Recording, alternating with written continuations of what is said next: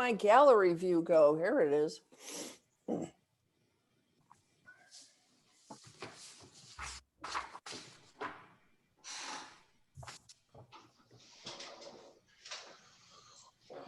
Okay, we are live on YouTube. Oh, there we go.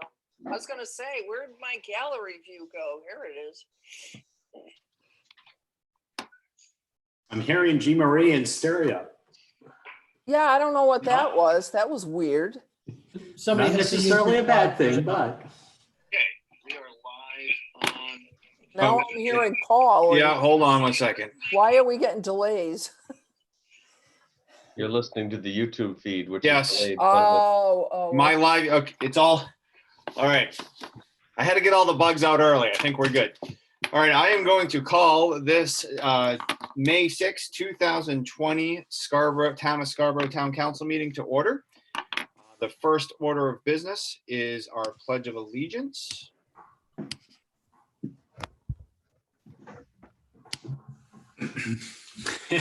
And everybody bear with me. I have.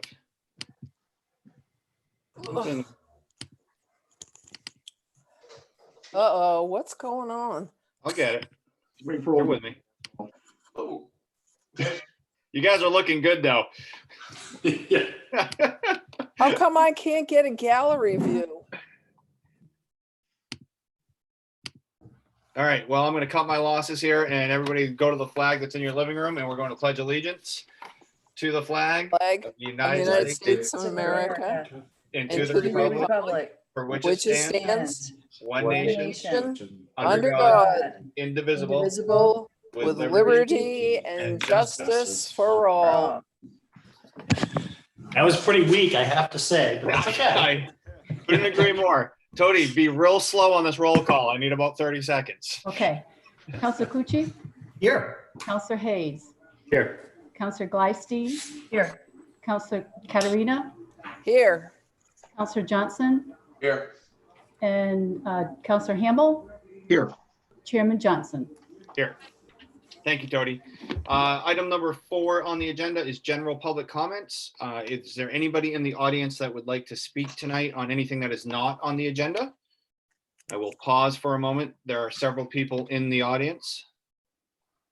Mr. Chair, Yes. do you remind people of town council at Scarborough, Maine? Yeah, give me 1 second first, but yes, yep.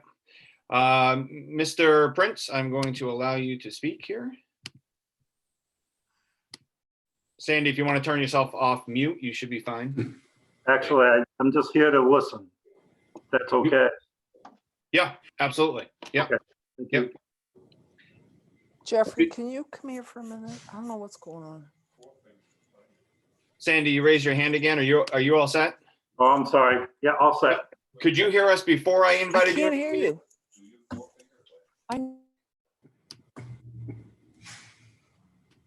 What's that, Paul? Did you hear us before I invited you into the meeting? No, Oh, you didn't? no, that's fine. Okay. I'm going to keep you there then, Sandy, just so you can hear, okay? Okay, and I might have to leave, but I might be back. Yep, absolutely. Yeah. If there's any other additional public comment on anything that we go over tonight, I will be keeping an eye in the background to our email. So you can email us at towncouncil@scarboroughmaine.org. So again, it is towncouncil@scarboroughmaine.org. So if you do have any comments and you would like me to read them into the public record, please email them and explicitly say you would like this read into the public record. And I will be checking that for almost every item. Item number 5 is approval of the minutes from the April 15th, 2020 regular town council meeting. Do I have a motion? So move. Second. G. Marie, I think you're. I just unmuted. I'm sorry. I'm having trouble getting the gallery view, but Jeffrey just fixed it for me. So sorry. Are there any discussions for the approval of the minutes? No, hearing none, I will take a vote. Tony?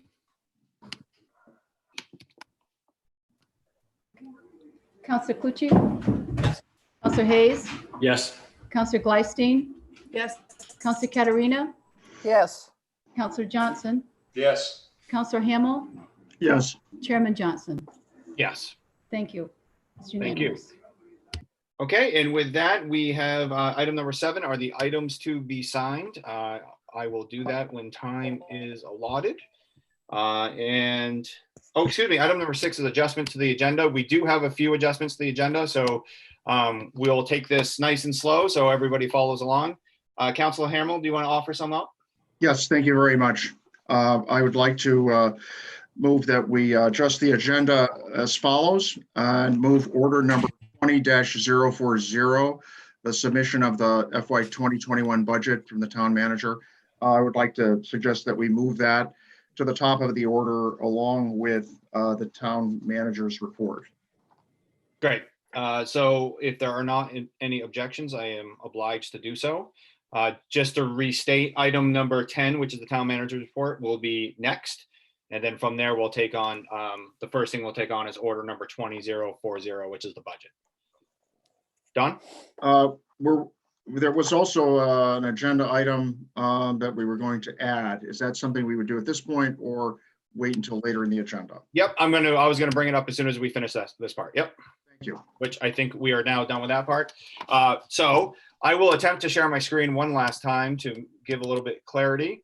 I am going to offer this up. This is something that was crafted. I can't take credit for it. This was Mr. Hamel's initiative, and it has since gone through the chair into the town manager.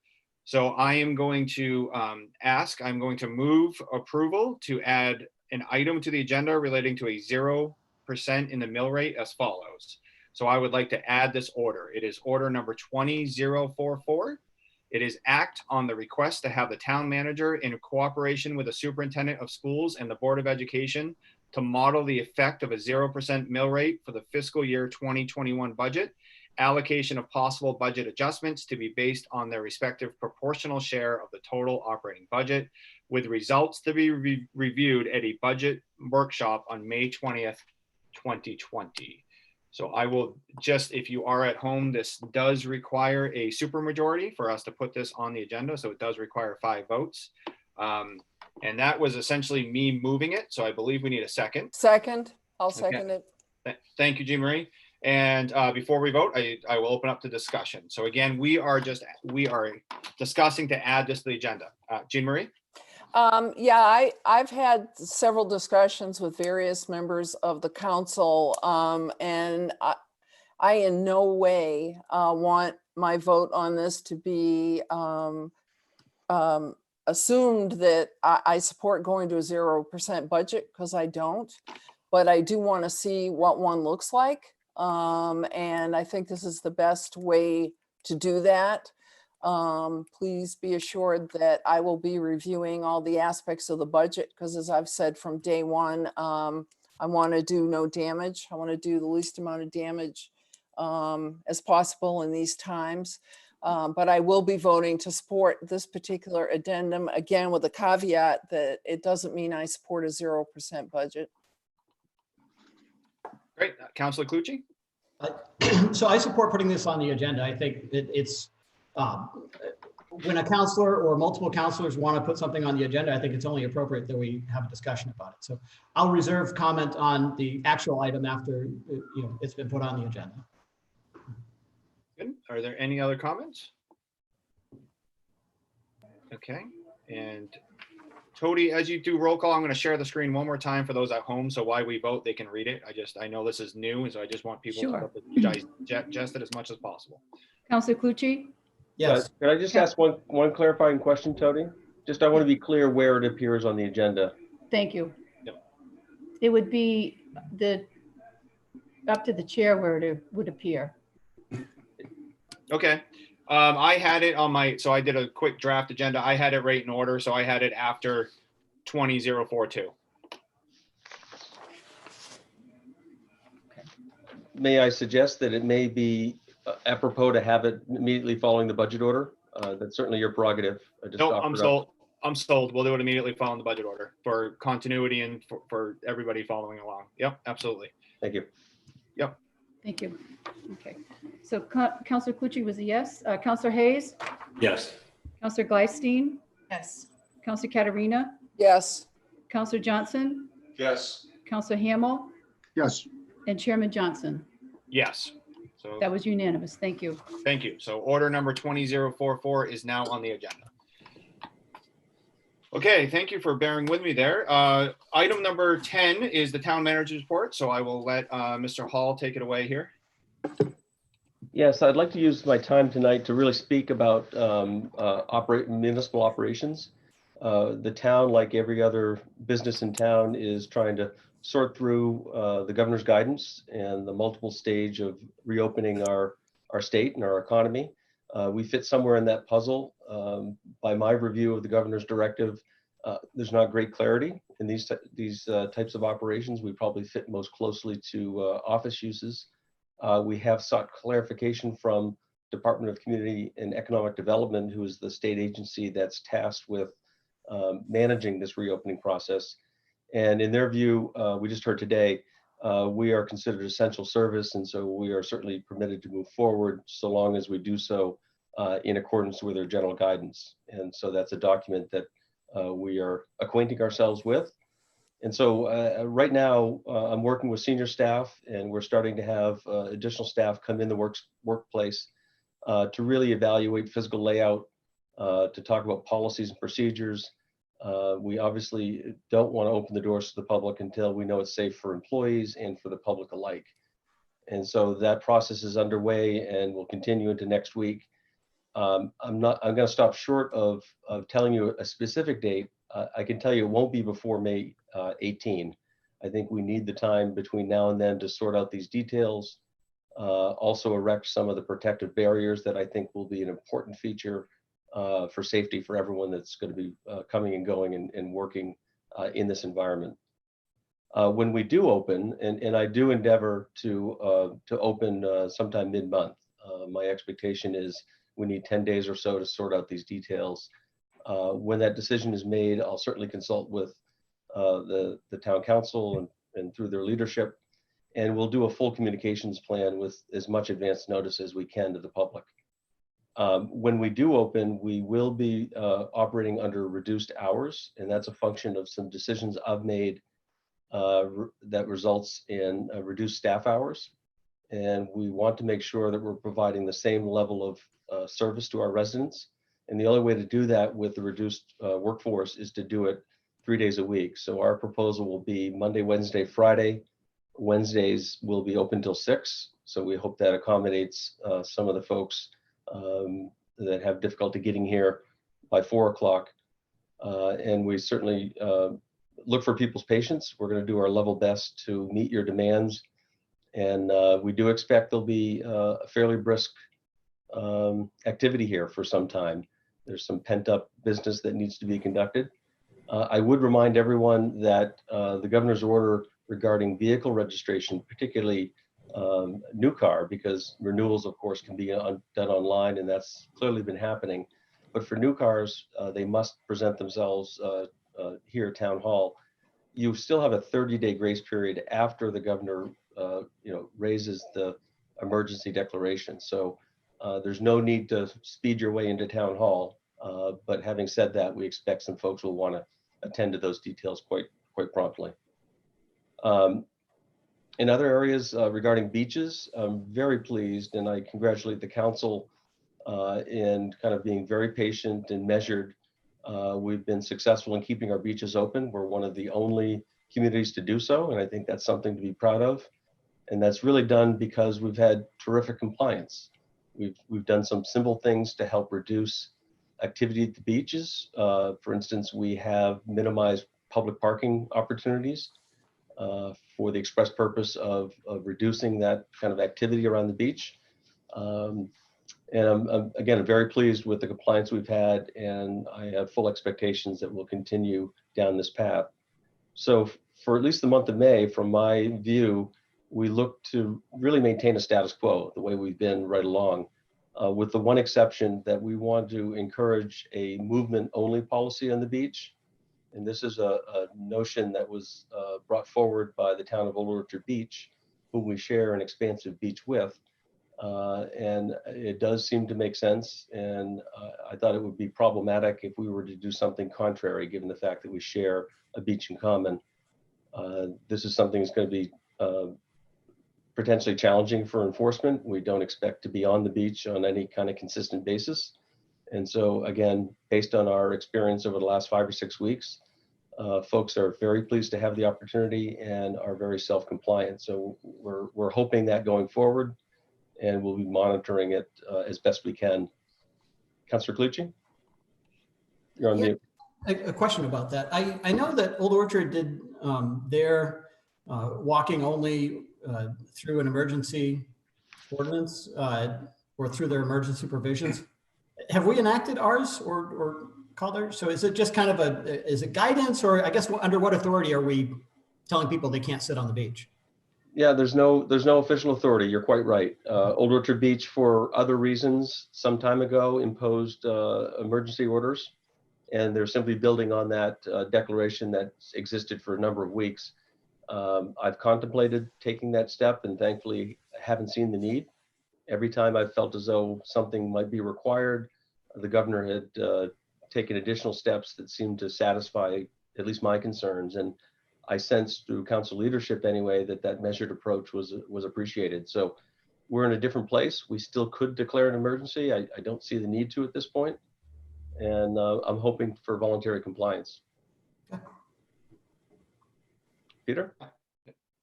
Yeah, I think I'd like to hear a little bit more about that. I know over the weekend we got, a pretty tense email from a resident of, Higgins Beach complaining about people having, chairs set up sitting on the beach. But as we enter warm weather and sun, as long as they're being appropriately distanced, I mean, our police departments they requested the police come down and do something about it. Are we talking about people cannot, if they're doing the social distancing appropriately, we're going to somehow police that's inappropriate use of our beach facilities?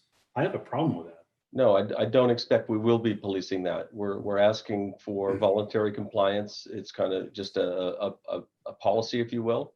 And I know that's not perfect, but the alternative is worse in my view. But what's the concern if people are sitting 6 feet apart on the beach? Why is that a concern of anybody about? I think the movement only sets a bar that's higher, that really encourages people, I think, by virtue of just the policy and name itself, suggests that this isn't for lingering and whatnot. Technically, I hear your point, sir, and I don't disagree that I think there probably are ways to enjoy the beach, sedentary fashion, and to do that safely. I'm thinking of elderly people that really enjoy watching the activity on the beach and other things. If they're doing it responsibly, I just don't want to set the expectation like the email we got this weekend about somehow our police department should get involved. And, I don't know. I mean, it's a fine line between people acting responsibly and respect that and being a little heavy-handed. So it creates some angst for me. Well, I have to trust the judgment of our police department in terms of responding and then how they choose to take action. I think they're trained to assess the situation. And I don't expect there'll be a heavy-handed approach. Given the fact that Old Orchard had made that decision, I think for consistency is what I was thinking. And then to have multiple policies for different beaches, I think would be even more confusing. So it's certainly not perfect, and I'm open for suggestions if you think there's a better way to do this. Yeah, my suggestion is we don't necessarily have to follow Old Orchard procedures. I think people can act responsibly what I'm concerned about is if people call the police. I rode in cruisers several times, and there are people drunk driving calls and other things. If the police resources are going down to the beach to assess a situation and they're not dealing with drunk driving or other issues, I just think that's not a good use of our scarce resources. So I assure you the dispatch will assess the severity of the call, and I don't expect that if there are emergency demands, that's where the patrols are directed. Much to the chagrin of the caller when we say we'll get there when we can. But again, I appreciate all your points. I'm just trying to manage in a difficult spot. Councillor Gleisten. Yeah, so those are some great points, Peter. And I just, want to say, you've worked really hard, and I appreciate the, all the effort that's gone into that. I have had some questions kind of along John's line around the authority of, how this is happening. And I just kind of wanted to assure people, there's, I think, I don't want to speak for Tom, but you've been kind of getting input to try to make some of these decisions. And, there's not been any secret meetings where the town council is all together and we're saying, let's do this. It's more of a kind of a collaborative approach, kind of feedback, that type of thing.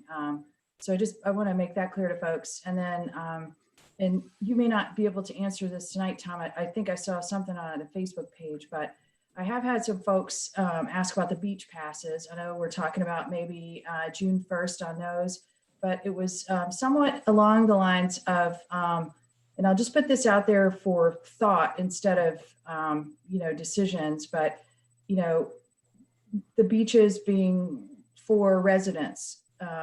Is there a way, or would it be desirable to say that, we're going to try to make residents a priority for beach parking? So those are the kind of the feedback, that and questions that I'm hearing from people. So, it's a tricky issue. Like you said, I'm very glad we have our beaches open, and, it's a tribute to the town and a tribute to the people of the town that we do. So that's all I had to say. Okay. Yeah, I neglected to say that we have postponed sale of beach passes until June 1st, until we have a better sense of what the summer looks like. It certainly doesn't seem to make sense that if we don't have parking that we can, we're providing to the public, we shouldn't be selling beach passes. So this is one of the many things we'll need to assess as we all move forward here, what the summer looks like. Any other questions on beaches? Comments?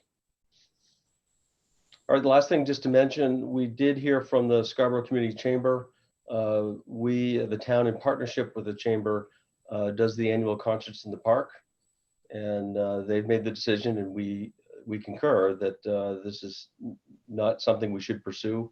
They have events starting in early to mid-June, and of course they need some lead time to book acts and such. So based on the guidance I saw from the governor, we may be able to gather in crowds in the order of 50 people or less by June. And so at any rate, concerts in the park have been canceled for the summer, as has Summerfest at this point. There is lead time associated with planning these things. We certainly regret doing this, and we hope to get back to normal time so we can get together and enjoy this beautiful community we all live in. So that's it for tonight. I'm pleased to answer any questions.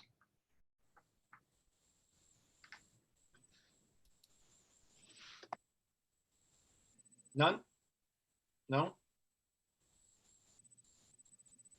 Okay, great. So now we are on to order. I'm going to try to pull this up. If it doesn't work the first try, I will give up. Yeah, good. We are now on to order number 20040. Act to accept the submission of the FY 2021 budget from the town manager pursuant to section 502 of the town charter, and approve the first reading and schedule a public hearing on the proposed 2021 municipal school budgets for Wednesday, June 3rd, 2020. This is tabled from April 15th, 2020 town council meeting. So with that, I'm going to open it up to public comment first, I believe. And actually, before I open it up to public comment, Peter is going to offer up an amendment. So I will put the amendment up on the screen as well. I think one of the things we find ourselves in sometimes is the amendments get offered up after public comment. So I do want to just show the amendment that is coming up, in fairness to anybody who wants to publicly comment. Peter, I have it, I believe. I think you're off the hook if. Okay. Is everybody seeing that on the screen? So I believe Peter will be offering up a amendment, or I can offer it up either way. Move approval to amend the main motion to accept the recommendation of the Finance Committee to reduce the 2021 budget by 2,725,587, which is bringing this into the expected mill rate of a 1.63% from 5.57%, and replace the budget motion with the document presented this evening. For purposes of getting to the public comment, I will not dwell on the document, but this amendment is essentially line itemed from the first submission. So I did want to just show that before we get into public comment. And with that being said, I'm going to go into the participants. And if you would like to just raise your hand if you have any public comments, I'm going to pause for a couple seconds, check the email. And if you want to raise your hand, why I check the email.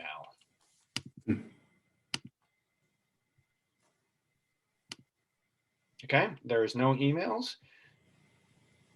So I'm going to let in Mr. Kelman. You need to unmute yourself and then you can speak, I believe. Hello, can you hear me? We can hear you, yeah. Okay, excellent, thank you. Dan Kelman, I live at 220 Pine Point. I appreciate the discussion about the percent increase and the motion about the looking at what it would look like for a 0% increase. I also attended the Joint Finance Committee workshop on the 29th and enjoyed being able to review the tiers that were being discussed. And I have a bit of a concern that currently to reach the 2%, if I understand the discussion properly, it seems like there's going to be a pretty significant reduction in personnel at the schools, meaning all of the lead teacher positions, department heads would be eliminated, if I understand that correctly, as well as there would be a number of positions that would be laid off. And I understand that there's a combination of positions that would be simply not filled, that are vacancies now, but there are, if I'm reading this correctly, at least 5 individuals who would lose their employment. And obviously that's an impact to their families, but is also an impact to the school, because I assume that the loss of those positions would mean those students would be folded into other classes, which would mean larger classes, less opportunity to distance. And with the discussion tonight and the motion that was approved to examine a 0% increase, my concern is that that would result in additional layoffs as well as additional increase in class size. So I understand that this is a discussion time and that there's lots of opinions out there, but I'd like to voice that opinion. And I'm curious if the counselors or the board have considered looking at what would be necessary in order to avoid any layoffs. So I understand that would be larger than a 2% increase, but as a voter in this town, I'm sure that I can speak for other individuals who might like to see what the option would be and what it would take to avoid laying people off in a time when many families are already under financial distress. So thank you for the opportunity. I'd also just like to say that I enjoy this format, and I'm hoping that we can maintain some level of this type of access after we've been able to resume in-person meetings. I think this is an excellent way to reach out to people who may not be able to travel in person to the town hall. So thank you again for the opportunity. Thank you very much.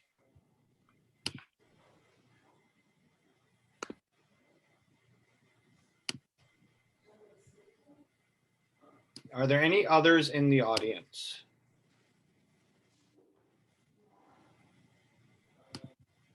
Anybody else? Okay, Mr. Gates, bear with me for 1 second.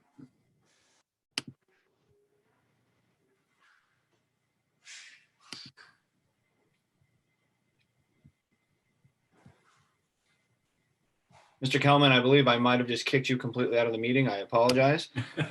I hope you come back. Mr. Gates, would you like to speak? Yes, thank you. Can you hear me? We can, yes.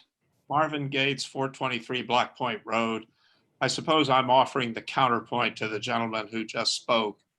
My wife and I are on fixed income. Mr. Hayes, before the meeting started, spoke about our situation having to do with lost dividends and general loss of income based on the larger financial picture. The other aspect that I wanted to offer this evening, and it seems as though it's the appropriate time, is that my wife and I started a home occupation. It's a contemporary art gallery down on Black Point Road. And as all of us are thinking about what the summer is going to look like, it doesn't look as though a small interior space is going to thrive. And therefore, we're very certain that we're going to have to postpone our scheduled exhibitions until 2021. And again, very small seasonal business.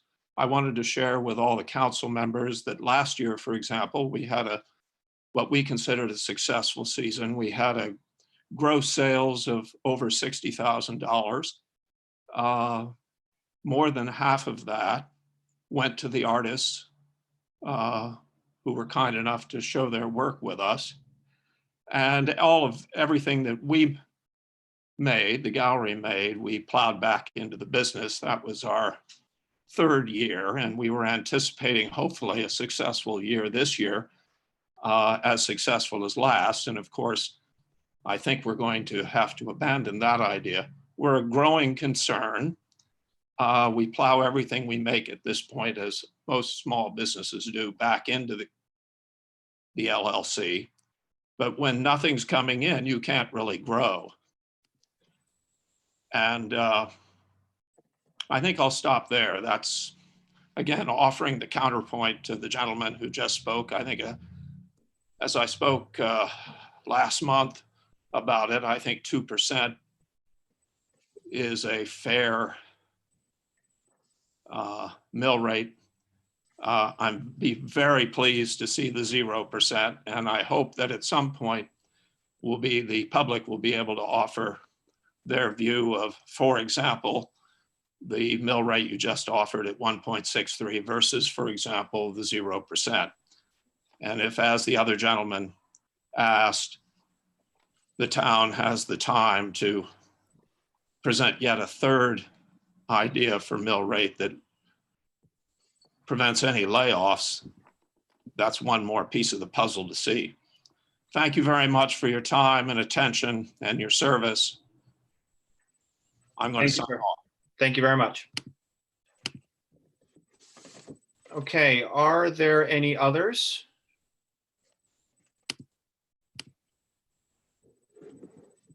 I'm just going to pause just for 1 second. There are approximately 40 people in the audience, so I just want to make sure they have time to speak.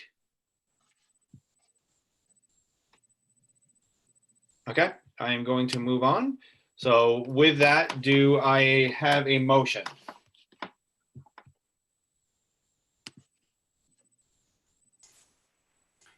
I think Jean Marie made the motion, but we can't hear. Mute, Jean Marie?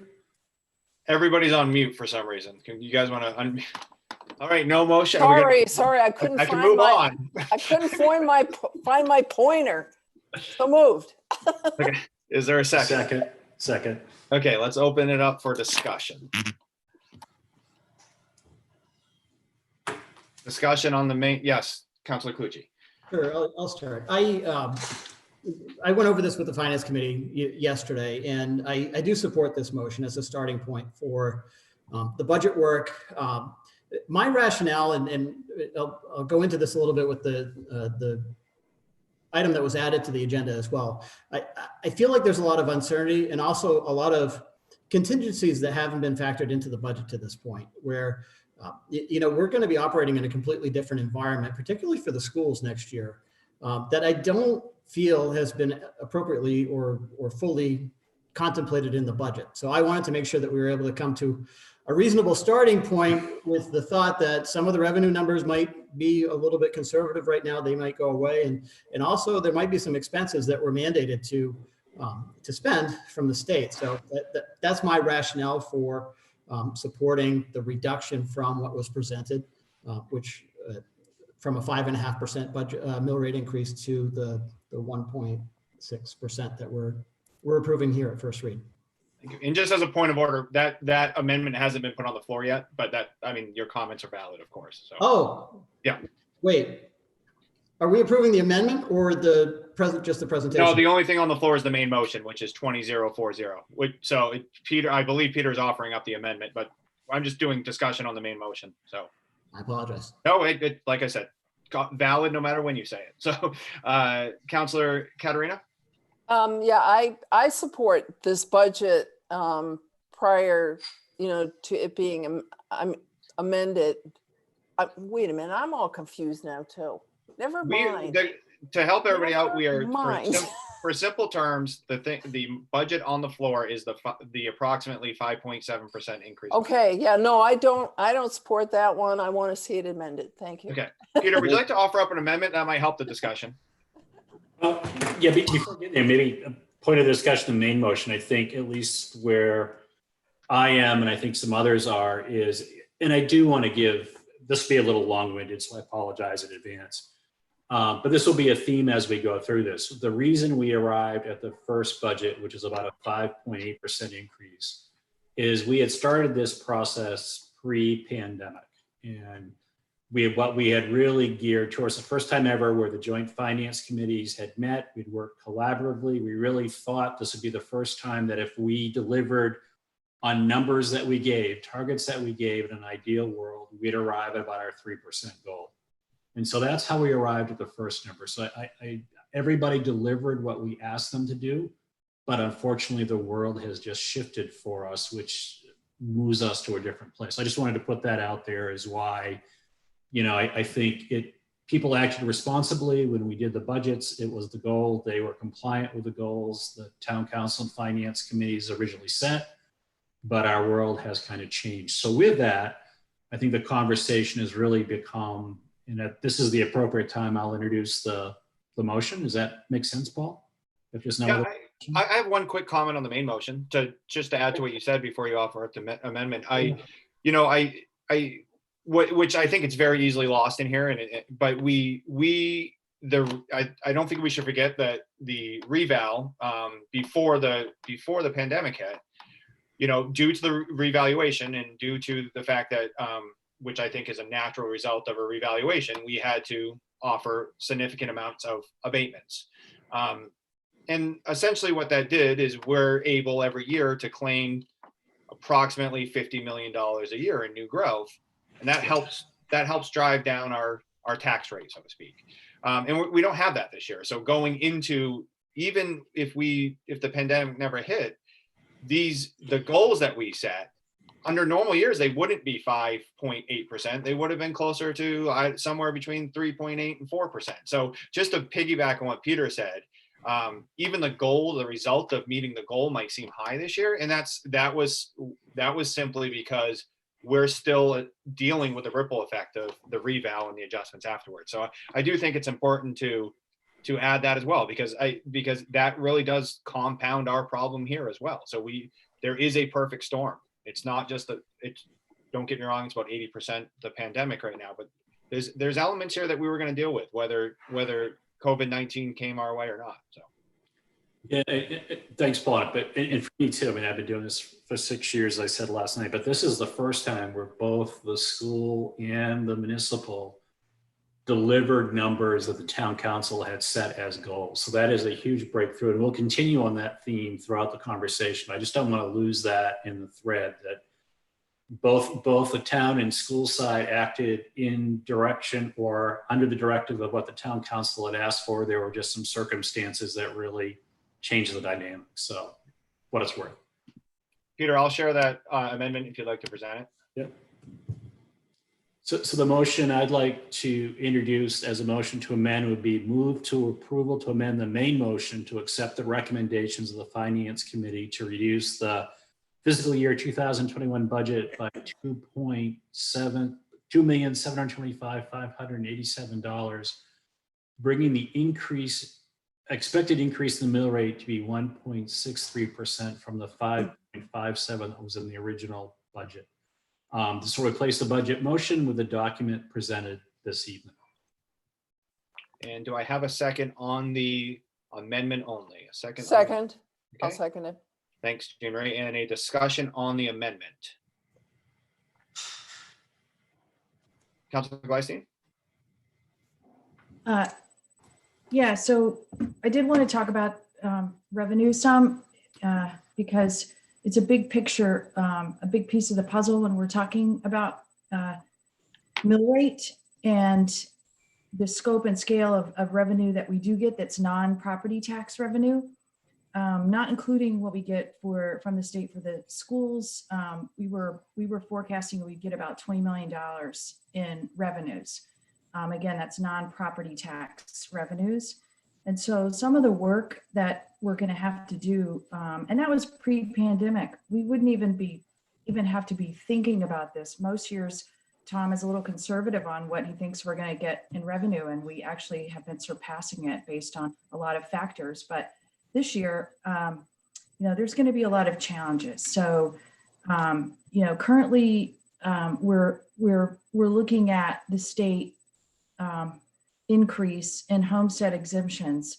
We're counting on the state in our current budget that we're talking about right now to give us 50% more in FY21 than they did in FY20. So they're not required by law to do that. They may not be able to do that. It's not that the state's going to be bad guys, but remember the state funds a lot through property tax and through income tax. So that's going to be, they're going to have their own problems, and that's going to trickle down to us. I look at what we're projecting for beach parking revenue. We tapped on that a little bit tonight, but we're projecting $380K for that. There's going to have to be discussions around that. Where do we think that's going to land? Building permits. We have projected $500,000 in building permit revenue. We're constantly trying to get economic indicators and feedback from experts. We're not going to have a crystal ball. We're not going to know all the answers. But what folks, I think, really have to be aware of this year is this isn't about cuts. It's not about cutting for the sake of cutting. It's not the normal Scarborough budget tension where some people want to cut and some people want to raise a little bit and some people want to raise a lot. I think that's pretty much our argument or discussion or debate, however you want to look at it, every year. That's not what it is this year. The money is just going to be less in a lot of these categories. And we have a lot of unknowns, like how much is the state going to be able to make up? The school actually already talked to the state about COVID reimbursement. And I won't quote the number, but it was pretty low. I believe it was below 120K because the money is being dispersed the way a lot of school money is dispersed in the state, which is it's done by income level and property tax value throughout the state. So we're not going to necessarily be entitled to much COVID money. And yet we are going to have these expenses, perhaps like people are talking about when you watch the school budget presentation, extra nurses, some other things that they're already anticipating. And I think Paul mentioned, that's a couple of things they're anticipating. There's going to be many more things. So we have a lot of things in front of us. And I think people, until I started last few years looking at the budget really carefully, I just didn't even realize how much money we were taking in under non-tax revenue. And that's where our major challenge is going to be this year. In addition to, Paul also mentioned the property tax. Well, right now in our budget, we have $200,000 in for the overlay. And that's a big fancy term to say, if we don't get the property taxes in that we expect, or we have to give abatements back to folks, we have to keep the cash flow of the town running. And, I'm not a financial town expert, so hopefully I'm describing this correctly, but we budget for that each year. We under budgeted for it in the reval year, and we've had to make up for it. But what do we think that it might be if come September, a lot of folks aren't able to pay their property taxes? The cash flow of the town must continue. These are some of the challenges that we're looking at right now. And we don't have a crystal ball. We aren't going to know all this. Time is our friend, to wait and see how some of these things shake out. Unfortunately, some of the state data is just so far behind. Everyone hears the unemployment numbers on the news, but we asked SEDCO, about specific numbers, and Tom, well, they don't break it down by town, and area.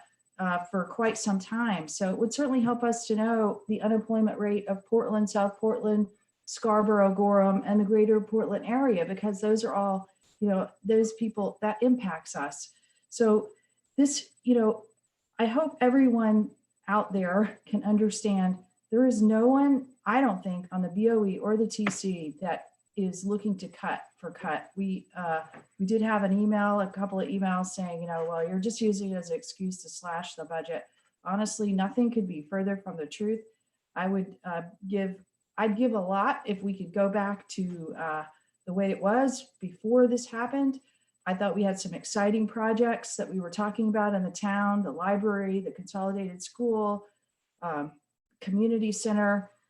These are all things that are still out there, and yet we find ourselves where we are. So I just wanted to explain where some of this comes from. We could set a zero budget increase and still end up with a mill rate increase based on decreased revenue.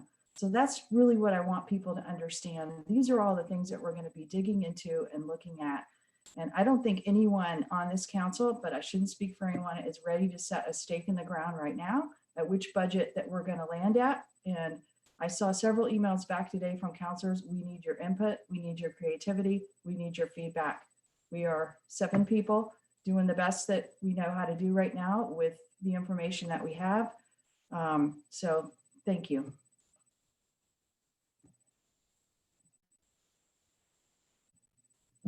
Sorry, just as a thank you, and we're still talking about the amendment, which is a perfectly fine place to talk about all this, but just a reminder, we're still talking about the amendment. Councillor Johnson?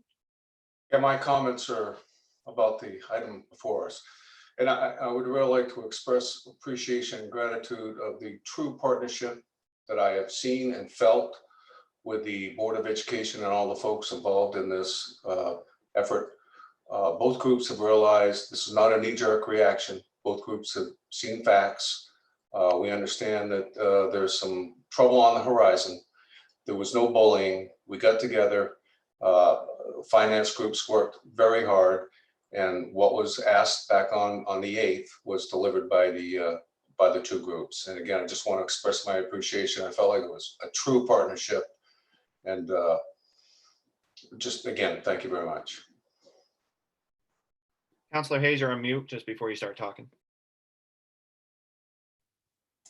Yeah, and just a little bit of background, I do want to share, I think we did have a finance committee last night meeting, and this was the subject of conversation, this amendment. Actually, I think most of the town council members, as well as some of the Board of Education members, also listened in. We kind of opened it up for everybody to participate. And I think this was a unanimous recommendation from the finance committee that we consider this motion. But I think there was consensus, and I do want to echo, I think, what Councillor Ken Johnson suggested. Again, we have come together. There's a different level of collaboration.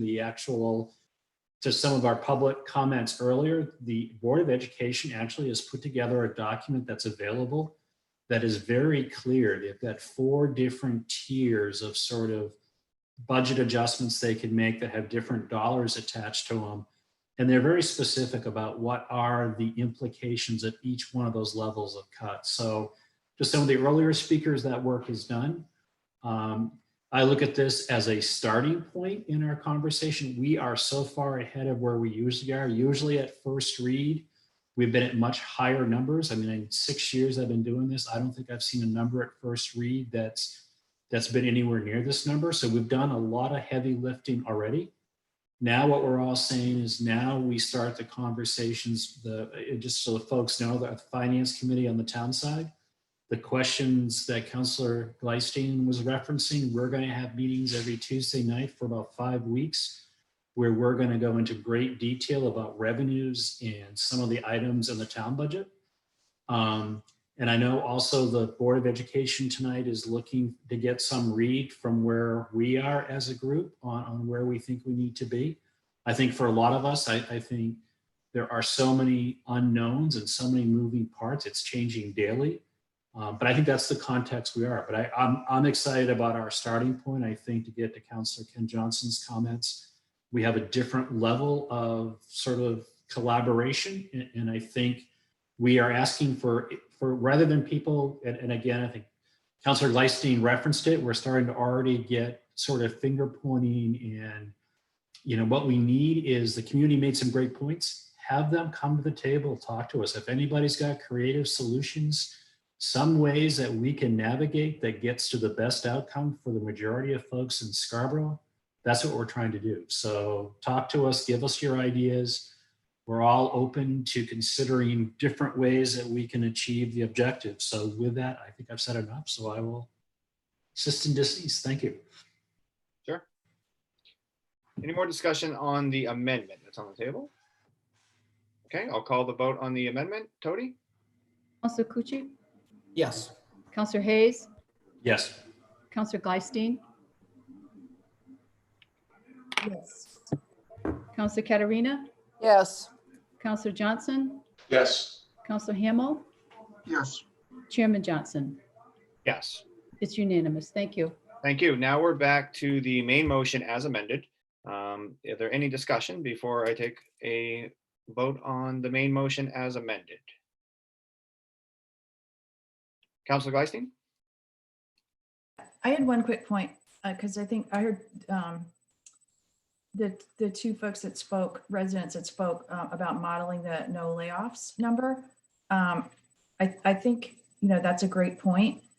I think that's kind of the budget that we were at on April 8th or close to it. So I do think, it's worth folks taking a look at that as well as we go through this process, just to kind of learn where we are. Good. Any other comments? Councilor Katarina? Yeah, I want to thank both finance committees for all the work that they've done thus far in a very challenging budget year. I will say that I am particularly concerned about layoffs for people, particularly on the school side. But I'm sure that as we work further, we may be able to find more creative go-arounds. And it's not just school side, it's even municipal. You can't forget that the core of any business are the people who work for it. And we have a number of individuals on both the town and school sides who bring wonderful experience. And without them, we wouldn't have business, so to speak. So I want to make sure that whatever we do, we maintain personnel to the greatest degree possible and look for other places where we can shave. That's just where I'm coming from. Particularly, I was a little, and I'll be honest, I was a little concerned, and I'm coming at this right now as a citizen, not just as a town councilor, but as a citizen, that I hate to see teaching positions eliminated if you don't have to do it. I don't know, where would you be without your teachers? You certainly wouldn't have any schools, and a good teacher can teach in a hayfield, for Pete's sakes. So that's just my 2 cents worth. Thank you. Councilor Hamel? Yes, thanks very much. I wanted to echo the remarks that have been made by the other councilors in terms of the good work and the speed and dispatch with which people have moved. I think historically we've gone faster in a shorter period of time, consistent with the reality that we're dealing with now with this crisis. So I would just encourage us to continue and to stay on that path. I did have a request, however, it's a little bit difficult just looking at the order and reading the numbers with the with the red line on it. It would be good to have some supporting documentation that would show us how we got from the 5.7% mill rate budget to the one that's before us now. So I know that we've discussed that in meetings in various places, but for the public's sake, and for our reference, I think it'd be very helpful to see that in one document in several places if possible. Thank you. Any more? No? So I think it's important, from my perspective, I echo everybody's thoughts here. I do think that, it's important to also, not just that the BOE has been collaborative, but they're collaborative in an environment that they that is actively working against what they believe in and why they were elected. So I think it's important to recognize that as well. It's not, they're not taking joy in this. I think they are. So although they're getting as much praise as they are, I think, because we're recognizing that this isn't an exercise they want to do. This is an exercise that they're doing out of necessity. I think also, and I believe I'm correct in saying this, I think it's important, we did adjust this tonight to, I think what is referred to as tier 4. I don't believe the school finance committee has actually worked tier 4 themselves. I think it was a very good presentation from the superintendent and obviously very helpful. But I think it's really important for people to understand that the BOE finance committee has yet to work that tier 4. So although we have adjusted it to a number to match tier 4, the complexion of tier 4 could change drastically depending on what the finance committee actually comes up with. So I just think that's important. It is a pretty important distinction. And to Betsy's point, I think what I really hope this is tonight is a launching pad to start getting to work. I think at this time, we need to start letting the finance committees do their work, ask their questions, examine the revenues. And we need to, we've set the goals at this point. We're about to, I believe, ask for an exercise. Let's let these committees go to work and start getting their hands dirty and see if we can dig into this a little deeper. I think the time of superficially talking about it is over. I'm looking forward to the actual, the tough stuff in the field, so to speak. So that's all I have. And I think if there's nothing else, I'll call a vote on it. Tony? Counselor Cucci? Yes. Counselor Hayes? Counselor Glystein? Yes. Counselor Katarina? Yes. Counselor Johnson? Yes. Counselor Hamel? Yes. Chairman Johnson? Yes. It was unanimous. Thank you. Thank you. With that, we're going to move on to order number 20040. I am going to attempt to keep my stroke of good luck going. And my format's a little bad, so I apologize. This is order number 20044. And it's an act on the request to have the town manager in cooperation with the superintendent of schools and the Board of Education to model the effect of a 0% mill rate for the FY 2021 budget allocation of possible budget adjustments to be based on their respective proportional share of the total operating budget, with results to be reviewed by a budget workshop on May 20, 2020. So I'm just going to let that sit for 5 more seconds. I just want people to be able to read it at home since I don't believe it's in the packet. Okay. Thanks for bearing with me there. Since that is, I think the first thing I'm going to do on that is to take public comment. It is an order on the agenda now. So if there's anybody in the public that would like to speak, I'm going to quickly check my email and raise your hand if you would like to speak.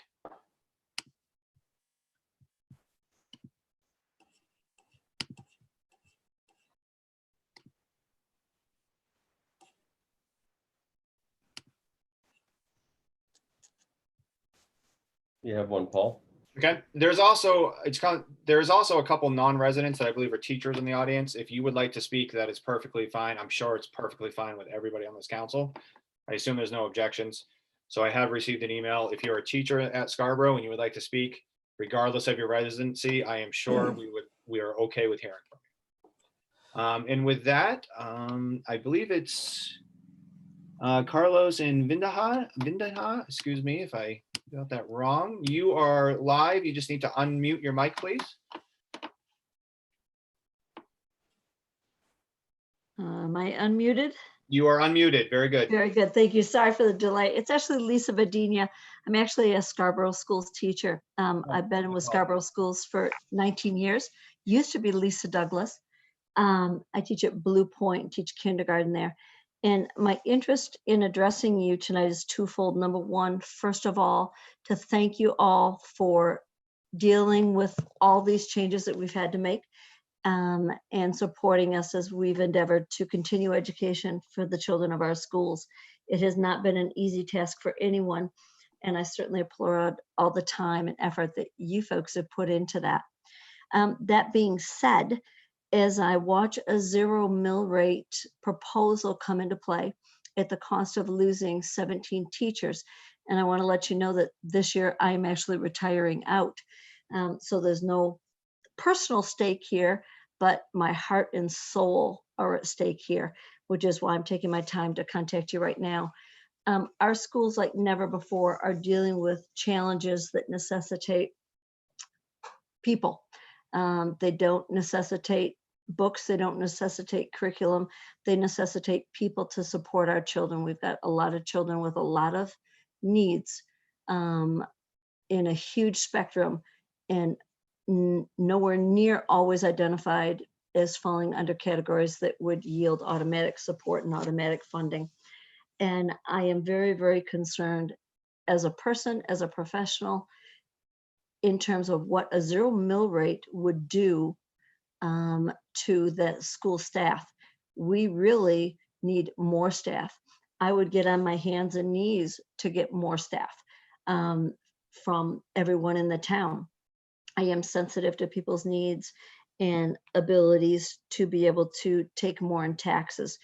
And gosh, I would like to be on any committee going to try and help figure that out, to make sure that we don't hurt any of our citizens in doing this. But the reality is that our schools have big needs, and those needs are people. We do not have enough people on staff right now to carry the load of the new education that we're getting. And I'm not talking online, I'm talking in the classroom, in the trench, meeting the needs of the child that has got way more needs than just educational, that they need our support with. So I just would like to encourage you to please not decrease our numbers. And if there's any way possible, please increase our numbers, because we need the help, because our kids need the help. Thank you very much for taking my call. Yep, thank you. Is there anybody else? I'll wait a couple seconds.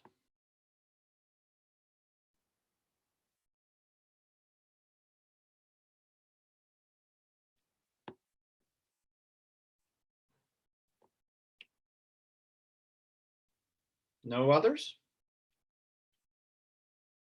Okay. With that, do I have a motion?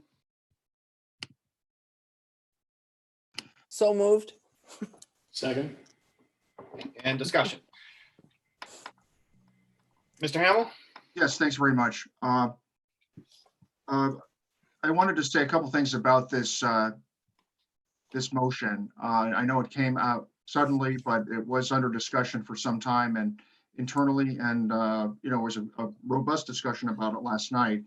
The reason we're putting it forward, and I want to make sure and highlight this, is that it is an attempt to model what a 0% mill rate budget would look like. It is not a second reading goal. It is, you know, it is not of that nature. It is, you know, if you could think about it more of like a process suggestion as opposed to a result measure or target.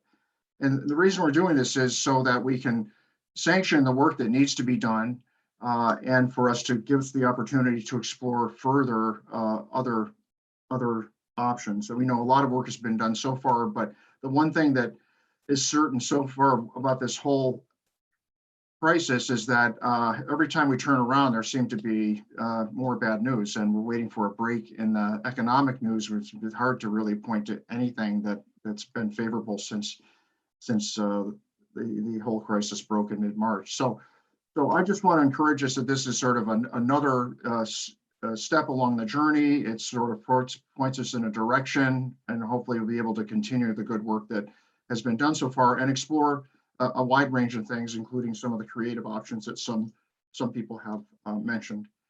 Thank you. Thank you. Councilor Caterina? Yes, I want to jump on Councilor Hamel's comments, because he and I have had some long discussions about this. And again, as he pointed out, I'm not looking at this as this is an absolute, oh, we're going to put the zero down here and that's where we're going to get to, and to heck with everything else. As I mentioned before, at this point, I would not support a 0% budget, but I do want us to be thoughtful about all of our options. And I couldn't agree more than what our previous speaker mentioned from the public. you know, people are important to organizations and particularly in education. As a former teacher myself, I know that. So I do want to remind us to be mindful of that as we are looking at ways in which we can maintain tax stability for those who are most vulnerable in town, which includes making sure we have the services available that people will need. So thank you. Thank you. Counselor Johnson? Yeah, I just, I want to express my support on the exercise, but also let people understand why we're doing this exercise. I personally think it would not be responsible to not do this exercise. This council has gone, I've been very pleased with the council. This is, again, not a knee-jerk reaction. I keep hearing that from email, and sorry, it upsets me a little bit. We have engaged our state senators, our representatives, our local business folks, our SEDCO, MMA, everybody is doing modeling everywhere. This is a real thing. There's a storm brewing, and we need to understand what 0% looks like as possibly a strategic point to target to help us weather the storm that's coming. But that's all it is an exercise. So we'll fully understand the picture of the revenues and the expenses. Thank you. Counselor, oh, sorry, Peter, you just moved on my screen. Counselor Hayes.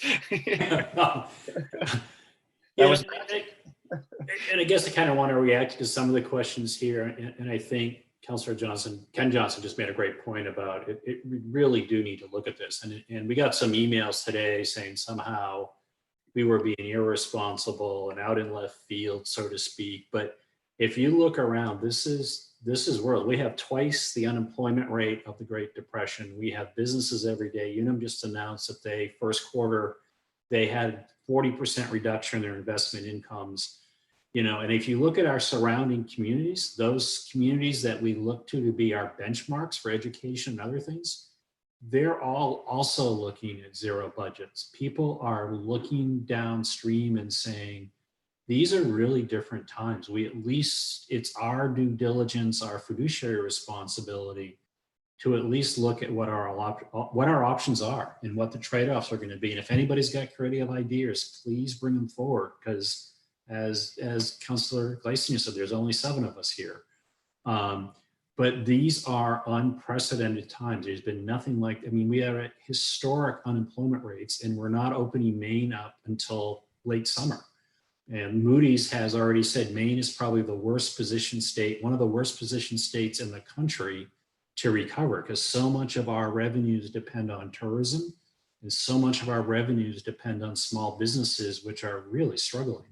So this is a whole different world for us, and we at least need to know the landscape. And I'll come back to Councillor Gleisinger. If some of the towns have they're already assuming, and we've been told by the MMA that this year might be tough, next year may be just as tough. They're estimating the state of Maine will be out $1 billion in revenue between expenses for unemployment and lost revenue, $1 billion in a year's time. That's got to have implications downstream. We get we depend on funding from the state and revenue shares. If those change, which we sort of got the indications that could be a possibility, we need to know what our options are going to be. So I think this is due diligence. And what's really interesting is that, again, as it's been mentioned, the Board of Education is at least willing. They're not, as Councillor Paul Johnson said, the chair said, they're not happy about this exercise, but they also understand this is our reality. So I think we need to do this work and see what it is and get all the input from the community, help us solve the problem. Pointing fingers is not going to help. We need any help we can get to come up with creative solutions to find the best path forward. So thank you. Councillor Gleisinger? Yeah, I think the idea that modeling it, I don't want to, this has been a tough process just to figure out how to get to this point today. We've been working on a joint communication with the BOE for publication, and particularly BOE Communications Committee. And as the person who wrote it, and we were kind of looking at editing it, kind of put all the steps that we've done up to now. And I'm like, oh, yeah, okay, we have, because, we certainly, I don't want to say we've been making it up as we go along, but I can guarantee you when we get to the back end of this, we'll go, oh, if only we had done it this way, but we're not going to have the advantage of that. So, we're just going to have to do what we can. And I think it was Counselor Johnson that mentioned the reval. And so, I was already looking to hope that without the pandemic, we were very cautious with the mill rate, because the reval, for whatever reasons, we're not here to rehash that, but it was very unevenly spread across the town. And a lot of our properties with the lower value and presumably folks with lower income got the highest increases. That's just the reality. You can look at the map, the reval remap, and see that. So we had folks on fixed income that got 10, 20, 30, 40% increase already in their tax bill. And so that's where, as Councilor Johnson said, that was this kind of the starting point that we were at. We already had some challenges, and we have growth. Growth brings new things to it, and things that we weren't anticipating. So as growth happens, so this is modeling. We'll be looking for input, and I've heard some concerns that I personally have been thinking about quite a bit of how to maybe mitigate, and it's probably a little premature to share those tonight, but I would definitely encourage people. The BOE Finance Committee meeting is tomorrow at 1:30. That will be recorded. I know not everybody can watch during the day, but if you can't, definitely listen to it. And they'll get your emails. They'll talk to you on the phone. We're all just your friends and neighbors. So let's just call. Let's talk. Let's talk this through. Thank you, Councilor Gleason. Councilor Clucci. Yeah, I'm probably going to be on an island with this one, but I don't support this order. And I'm going to try to explain why. It's not that I don't think there's value in preparing for contingencies, right? Or for the unknown. I think there's absolutely a ton of value to that, and that the superintendent and town manager need to be ready for a potential shock to the system as we move through the budget process, as some of the assumptions become more certain. I guess the way I look at it is the mill rate really affects about 2/3 of your budget, right? We have $104 million budget. Gross budget, about 70 million of that is what we ask of the taxpayer. In a year where we have an awful lot of uncertainty around an awful lot of areas for the budget, the one piece that we could lock in that's really a decision is the mill rate impact. So if we say that we're comfortable with 2%, then we can focus all of our energy over the next month and a half in trying to take all those pieces that are uncertain, like the revenue estimates and other expenses that might come down the pike in terms of trying to adopt our operations for COVID-19. I think it'd be more valuable time spent to focus on those areas than on a 0% versus 2% number. So that's where I'm at with it. Great. Any more comments? I think my only comment is just a reminder. This is, we've asked for this on May 20th, and we're going to have we're going to have a budget workshop on May 20th as an entire council, which would include this presentation and some answers to, we have some running questions in the background with a collaborative spreadsheet that we put together. So I'm hoping to get some answers from those questions, and also have this on May 20th. I guess the only thing I would ask is the council of entirety is let's let Tom and Sandy do that, and then let's use the committee work to work at the task at hand. I don't want this to become a distraction. I feel like there has been it's easy to be distracted by this scenario. Well, we have it working. Let's wait for it to come out on May 20th. But in the meantime, I think slightly to John's point is let's work towards what's the best way to work with what we have on the table. So that's my only last thought about this. I don't want it to become a distraction. I'm optimistic about it. I actually think that it might actually end up in a more robust place if we can model this. And I think 2 weeks and 3 weeks and 4 weeks, we're going to know more and more and more and more, or maybe we'll know less and less. I don't know. But what I do know is the economy is starting to sputter back, or at least there is attempting to. So we are in a position where things are shifting and there's quasi clarity of what's ahead. Not suggesting we know, but that's it. That's what I would that's my final comment. Peter and then Tom. You're on mute, Peter. You know, I think it's helpful certainly for some of the folks that might be listening in. You know, certainly from some of the emails we got today, it sounded like some folks really feel like it's the town council's ultimate decision about what the school budget is going to be. And I just want to remind everybody that the real filter is that the school budget is ultimately approved by voters at the polls. So, you know, that decision about what is the level of support the community is willing and able to provide to the school budget is not decided by us sitting here. It's really decided at the polls. So part of, you know, some of those folks that are engaged really need to be engaged with the community and try to get a pulse on what are their wishes, what is the majority of the community going to come out and support. And that's part of the filters we need to use as well. So I just think sometimes there's confusion about where does the approval of the school budget really occur. It really occurs at the ballot box. So it's the whole community that's making the decision about the investment in the schools. Tom? Just a quick comment. As this motion was developed over the course of the day, I did not have the chance to talk to my colleagues in the school. So I would just perhaps on their behalf, I would just say that as a courtesy, I wish I had, just to make sure they could comply with that timeline. I think it's important for you to set that timeline and expectation, but I just hope you're receptive to the fact that there's a lot of work to be done and they've got a fairly elaborate process. I was amazed, frankly, at the work they undertook in the 2 weeks after April 8th.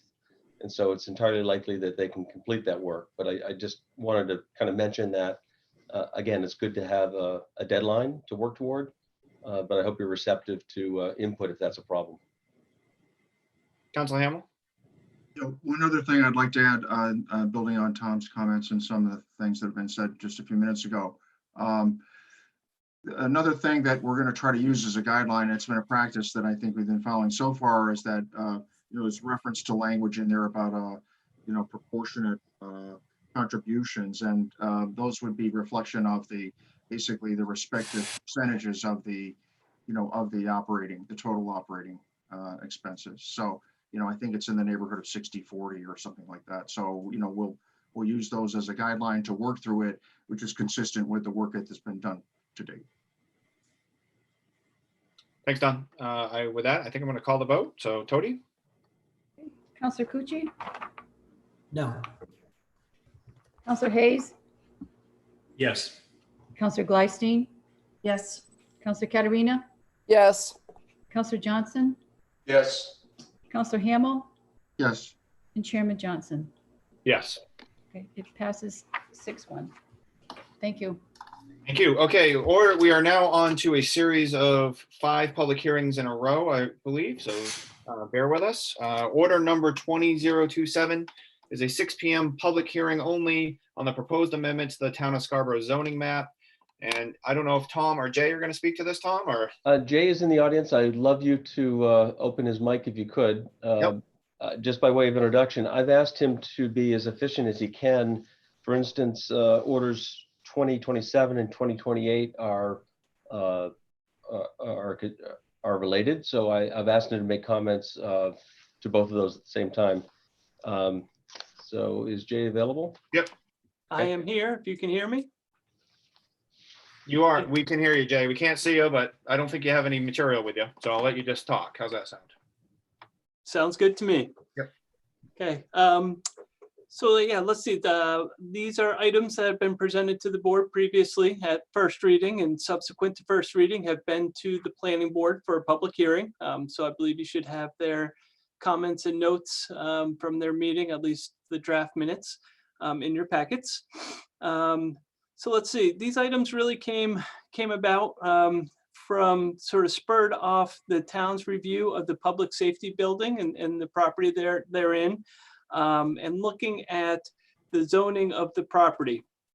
As we typically do, we engage the long-range planning committee as part of the discussion, and that sort of spurred a discussion around at least looking a little bit broader at the mapping. And so in addition to looking at rezoning, potentially rezoning of the public safety building, there was a couple other properties within the area that also were split lots. And typically where we can, we try to have lots in common zoning, so they aren't sort of split and sort of dealing with the variableness of that. So that is really how the overarching discussion or the overarching picture of the rezoning came to you. But again, I think part of the discussion, and I think this was part of what was talked about at first reading, this really started at a discussion around the public safety building. And I will just mention, as I had before, that there were 2 public meetings held at Town Hall in which particularly the neighbors around public safety building were invited to. And so as part of those public hearings, we certainly heard some concerns by residents that I think were also voiced at first reading, primarily related to sort of traffic and density issues in the neighborhood, and really sort of how a potential rezoning might impact the character of the neighborhood. So that's sort of the mapping piece. As Tom said, there is, excuse me, I had to step away to grab my other folder here, a companion piece with respect to the actual zoning language in chapter 405. Again, as we typically do when we're working with the long range planning committee, really sort of taking a holistic picture of things. So knowing that we're working in the TVC zone, identified at least one discrepancy in the TVC zone when it comes to space and bulk standards, with how the TVC zone treats multi-building developments as opposed to how the most our other zones, and in particular TVC2 and TVC3 zones, which are sort of companion zones, if you will, to the TVC, treat multi-building developments. Essentially what the TVC requires is that all principal buildings in a development need to meet all the space and bulk standards, and really where that may become an issue for consideration is with respect to a front yard setback. In the TVC zones, we have a minimum setback from the front yard and a maximum setback. So essentially there's sort of a band, if you will, of where buildings can be situated. And so the TVC2 and TVC3 state that the principal building needs to be set within that setback. However, the location of other buildings is really a product of the site plan or subdivision review by the planning board, and really can enable some more flexible and better design parameters. Again, working within the overall context, or I should say characteristics of the lot with respect to net residential density, i.e. how many potential dwellings could be on the site, parking, stormwater, traffic impacts, and those sorts of things. So that's one proposed change. The other is, and this was identified by Karen Martin, the Economic Development Director, as part of the process, recognized that as part of the permitted uses, the TVC2 and TVC3, again, which are sort of companion or zones to the TVC, allow for hotels and motels, but the TVC zone, which is really our more intense zone in terms of residential uses anyway, commercial uses, doesn't allow for hotels and motels. So the proposal is to allow hotels and motels in the TVC zone, should one ever be sought. Then the final item, and this really actually touches across the breadth of the zoning ordinance, is how we regulate or talk about, not so much regulate, but talk about building height in the zoning ordinance.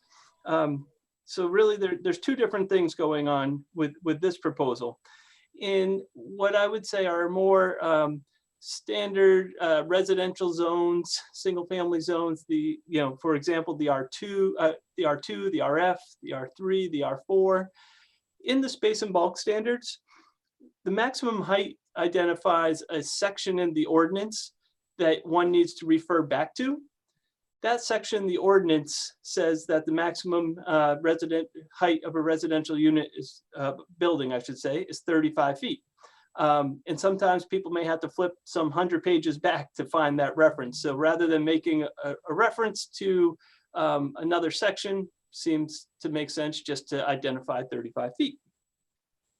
The other change that's proposed that was identified looking at building height in particular has to do with our more contemporary and mixed use zones. This would be the TVC, the Higas Parkway, the TVC 2 and 3, BOR and RH. These zones have sort of an interesting way of talking about maximum building height, where they say it could be a certain number of stories or feet. So the example that's given here is the TVC 2 says it could be 3 stories or 45 feet. Where that causes the potential for conflict is, or confusion anyway, is if someone wanted to build a 3-story building that was 50 feet or 55 feet, presumably they could do that, because the word "or" really means, when you, in zoning language, that you can do either one. And so the 3 stories really doesn't give a maximum building height like our other zones do, as you like as the B1 or the B2 or B3, some other zones do. So it just seemed to make sense to, rather than talk about stories, really just talk about the maximum building height in terms of feet. So that is, those are the proposed changes to the actual zoning ordinance, chapter 405. The first bit I talked about was to the zoning map. So hopefully that helps.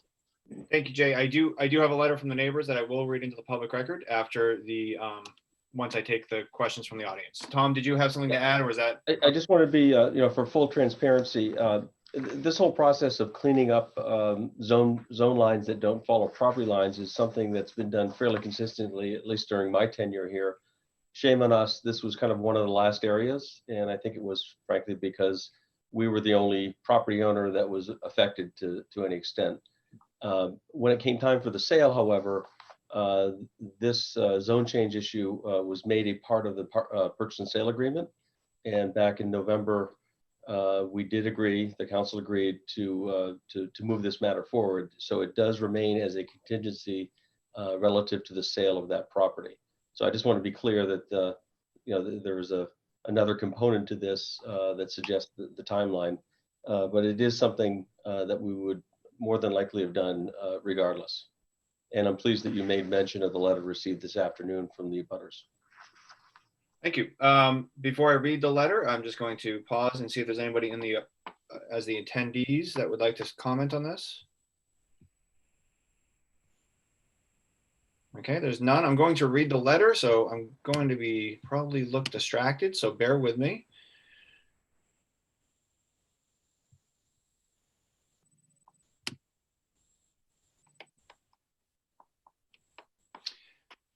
Dear Scarborough Town Councilors, we wanted to express our extreme concern for the zoning changes in the neighborhood on Oak Hill, specifically the rezoning of the parcel the old public safety building used for parking. Lot 39 from Plan Book 18, page 21 from the Cumberland County Registry of Deeds.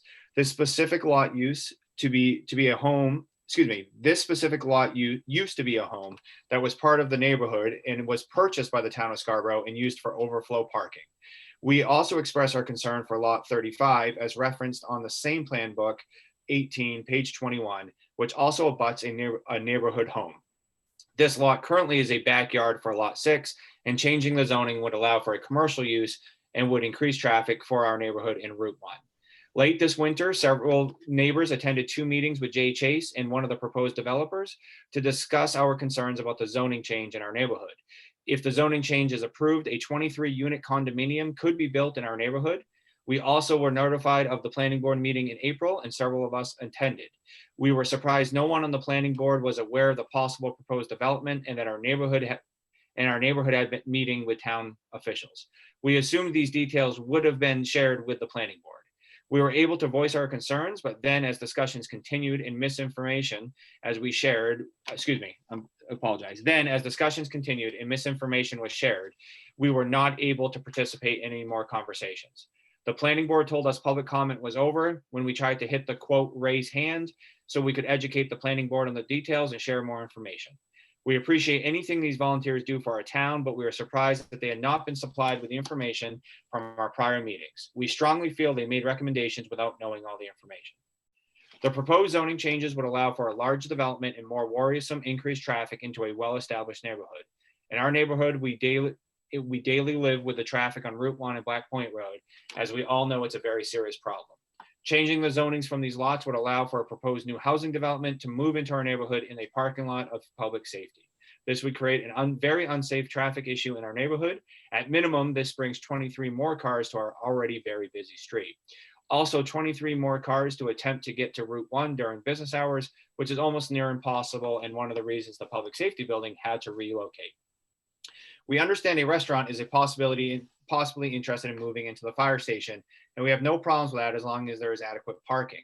If a 23-unit condominium is placed in the parking lot, where will the restaurant customers park all their cars? We are very worried that both of these new developments we will turn into a parking situation that happens around the area of Nonesuch Brewing Company on Gorham County Road. We do not want overflow parking in front of our homes in our residential neighborhood. We all have children who ride bikes and play on and near the streets. Please consider all of the new development that is currently happening in Scarborough surrounding Route 1 before approving these new zone changes, specifically Lot 39 and Lot 35 as referenced in Plan Book 18, page 21. Our neighborhood in the morning and evening rush hours severely struggle to get to Route 1 or Black Point Road currently. Changing the zoning to allow for a large development would make it near impossible for us to exit or enter our neighborhood. Mr. Chase told us in one of our meetings the new proposed developer could not solve our traffic problems on Route 1. We do not expect the developer to solve our traffic problems on Route 1, but we are asking the town council to not allow the zoning changes on Lot 39 and Lot 35 so our problems do not increase. We have a lovely neighborhood. Some residents have lived here their entire lives, while others have moved in the past years with young families. We simply want to be able to go to work and school and for our children to be safe on the street. Please consider the zoning changes onto Lot 39 and 35. Please consider what the zoning changes to Lot 39 and 35 will do to one of Scarborough's oldest neighborhoods. We sincerely appreciate your consideration to this matter and your decision in your dedication to the town of Scarborough. Please make this letter part of the public record for the meeting on Wednesday, May 6, 2020. Please note attached is the reference plan, and please feel free to reach out to any of us with questions or comments. This is from Craig and Jenny Pillsbury, Mike Vallette, and Kate Powers. They all live on Fairfield Road.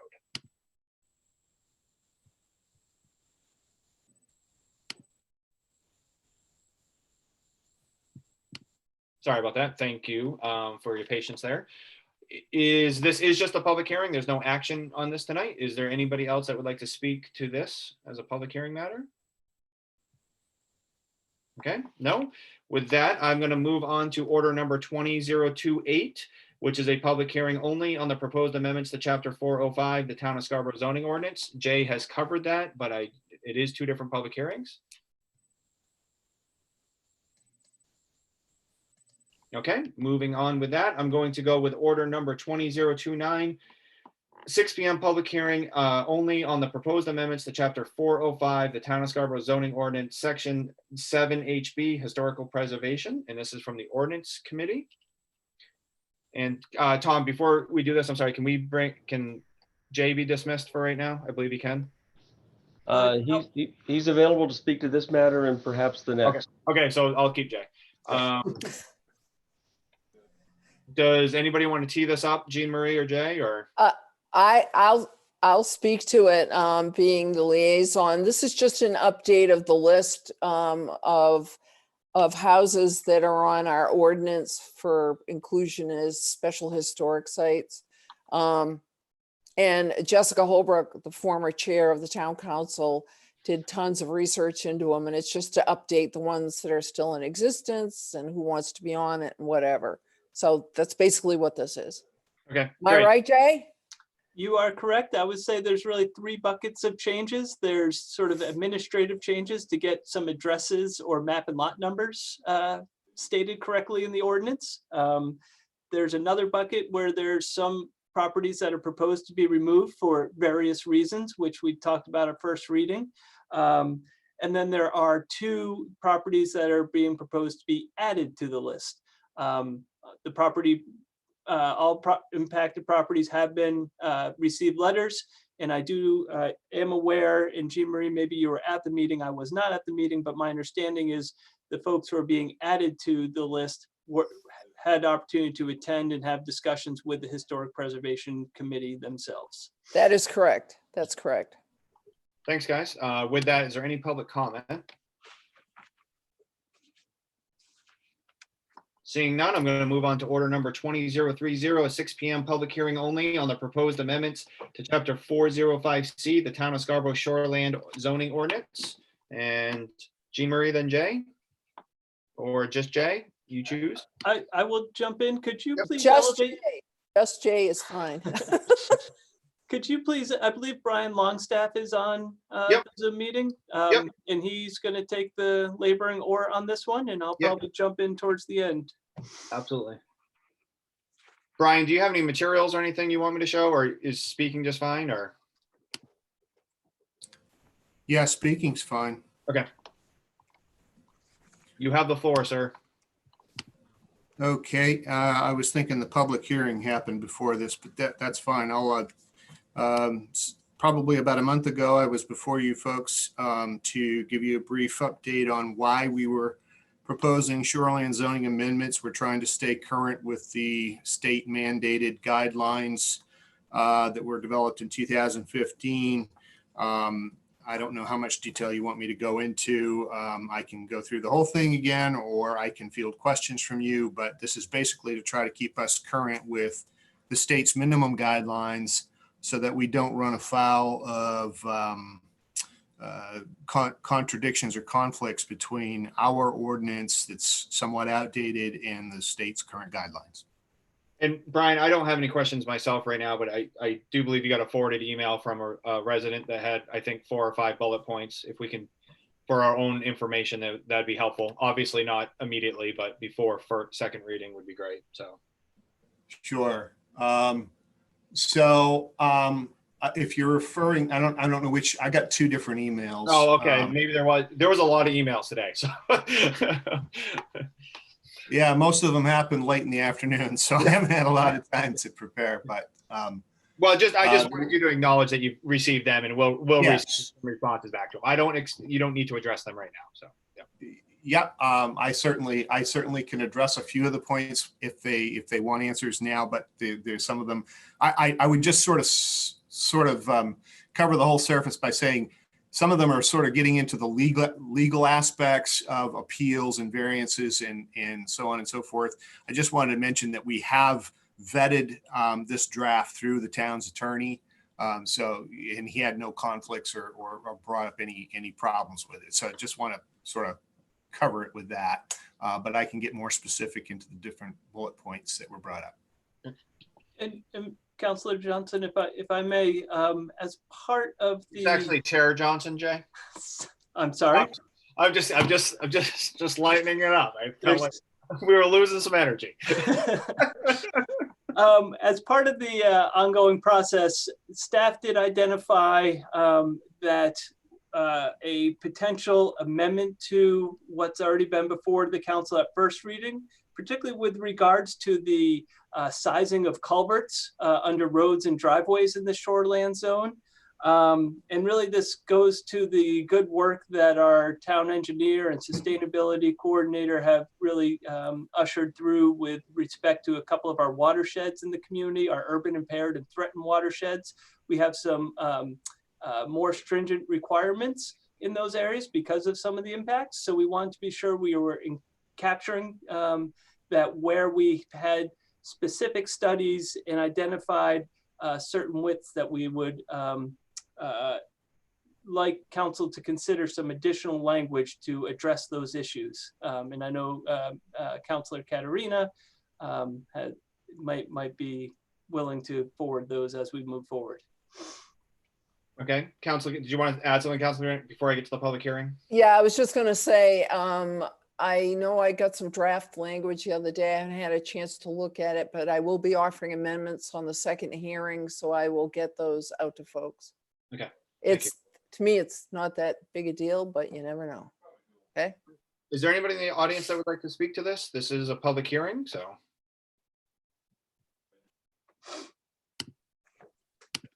Ms. Bristol, you are live. If you want to unmute yourself, please.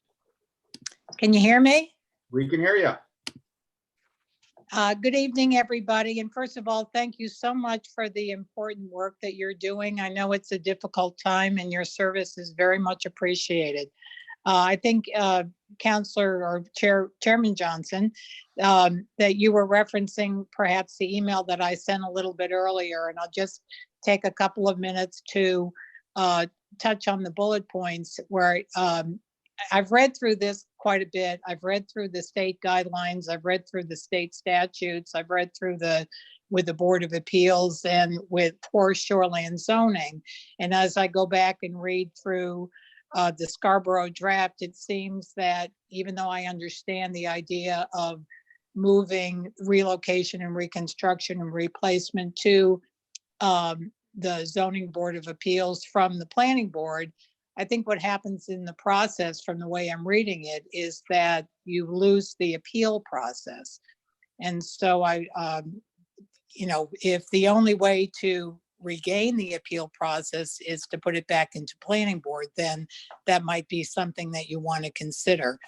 And then I also sent you, not meant to be a legal document, but just for clarity and to read through as quickly as possible, I took section 16 and inserted some language that was in the chapter 1000 guidelines that we didn't include in the draft.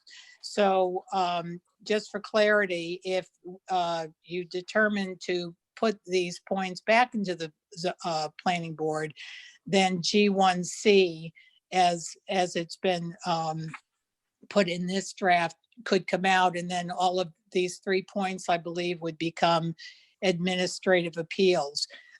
We also added under administrative appeals, an appeal of a decision by the Board of Appeals must go directly to Superior Court, which in section G, I believe numbered as number 5, the reconsideration paragraph, that contradicts that paragraph. Like I said, the language that I put in what I sent you was really taken from the DEP's chapter 1000 guidelines. And I inserted some administrative appeal language that we didn't have, but also very importantly, there's a paragraph on disability variance that I think that's important, that I think it might be something you want to consider. The appeals procedures between our 405 zoning and the DEP chapter 1000s are quite different. So suggested you might want to take a look at that. And then in the reconsideration paragraph, I added a cross-reference to the first paragraph, G1, for clarity. But again, that could come out if if those 3 areas go back to the Planning Board.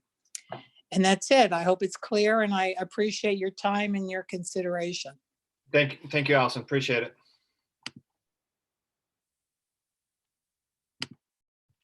Is there any other members of the public that'd like to speak? Brian, is there anything you want to quickly address, or you think it's best to do over email and we move on? Or is there something that would be beneficial for the public to hear? Or some of the points that Allison made are good points. We, just for brevity, we didn't include all of the state's language. The reconsideration part is a state statute that allows a Board of Appeals to reconsider a decision that it made.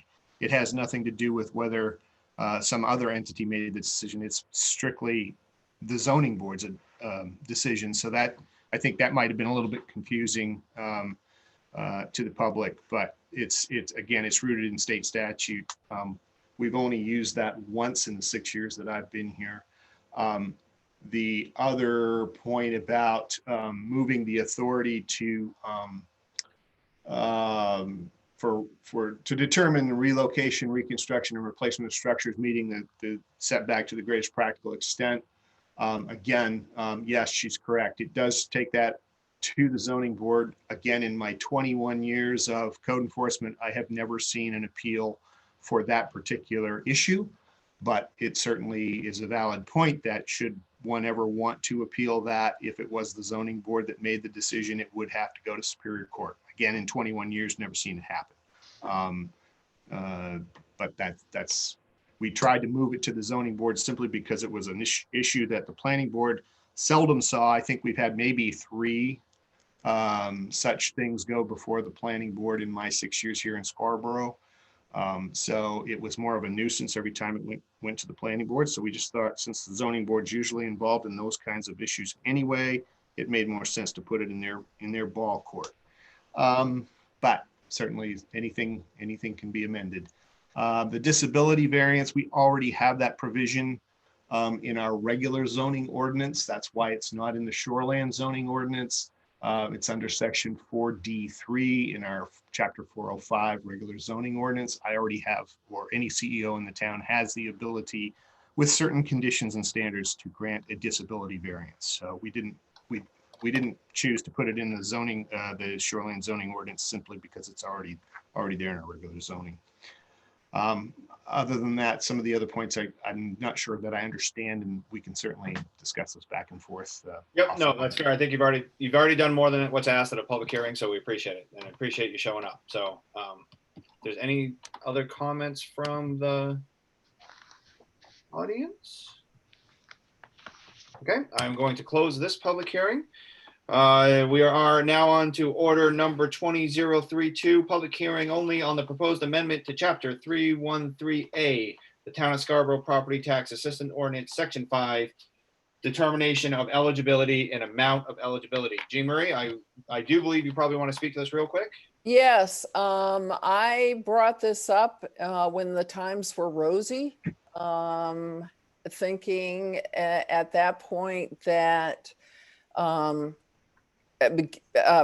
listening to like Councilor Gleisteen pointed out tonight, a lot of people who are impacted negatively by the reval were some of our seniors who've lived in certain sections of town forever, and property values have just shot through the roof, and they continue to do so. I thought that we should be expanding or increasing the amount of money that we give from $600 to $750. And I will tell you that in this day, with what's going on now, I think we need this even more than ever. So that's why I put this and continue to want this out here. And I will talk to all of you about how we need to make sure we pass this. Thank you. Thank you. Any comments? This is public hearing. We're not taking action on it tonight. So is there any comments from the public?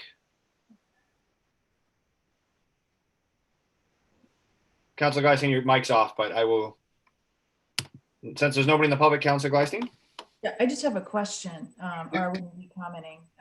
But so if this ordinance is passed, Jean Marie, does that require funding, or does it end up being an ordinance that, you know, sometimes is funded and sometimes isn't? How does that work? Well, it's always been funded, but it would go to budget. It's in the budget. It would definitely put it into the budget. And I'm very hopeful that it won't be stripped out of the budget. Good, thank you. Thank you both. I can simply report that that funding still remains in the budget even after your amendment this evening. Thank you. Okay, I'm going to close the public hearing, and with that, we are going to take a break to 7:50. Is 8 minutes too long? Too long? Nope, 7:55. So we will reconvene back here at 7:55.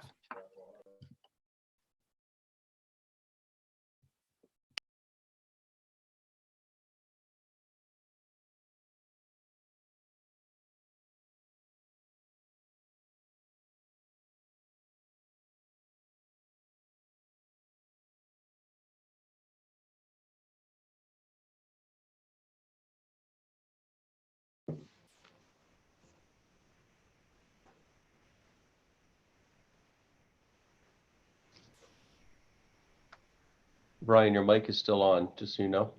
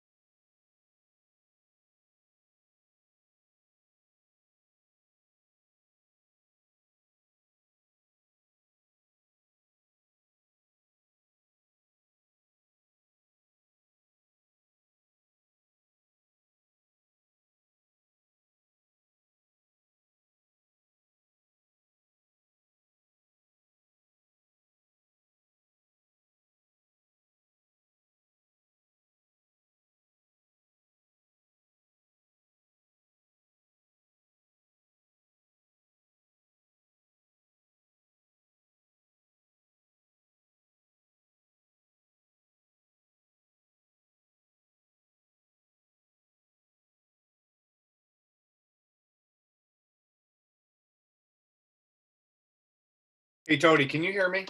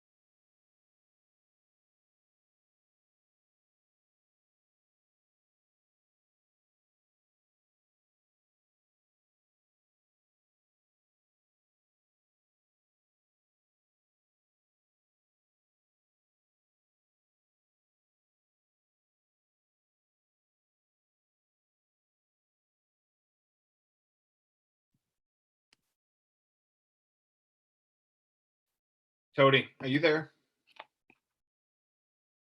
Oh, you're on mute, Tony.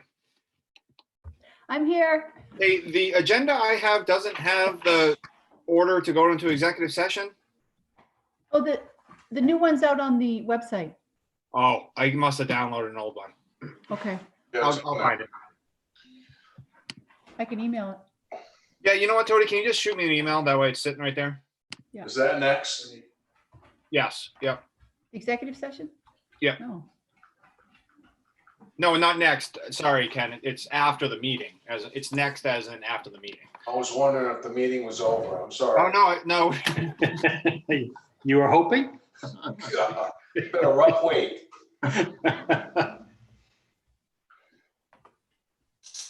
You know, one of the great things about the format is the constituents actually get to hear what we're saying when we're all sitting around. Right. I love the format. I really do. No, whoever said the first gentleman. Yeah. We need to try to integrate this into the presentation. Somehow. Yeah. It's way more digestible for people. Okay, so it's on its way. Thank you, Hey, Tony. Tom, just a side note, Portland is opening up pickleball May 15th. Breaking news. Really? I'll have to talk to them. I mean, Portland has been so careful and measured in every decision. I'm pleased to hear that. I'll find out how they're doing it. Yeah. And I say you add something to the agenda right now, and let's just make it so. Can we uncancel concerts in the park too? No, apparently the National Pickleball Association, the NRPA, or something like that, has brought forward certain guidelines for social distancing and everything. So yeah, it's like anything, if people adhere to it. So yeah, I appreciate if you know. I will. I think what's different, pickleball are typically, you have to have specialized equipment. I think it's a smaller audience to deal with.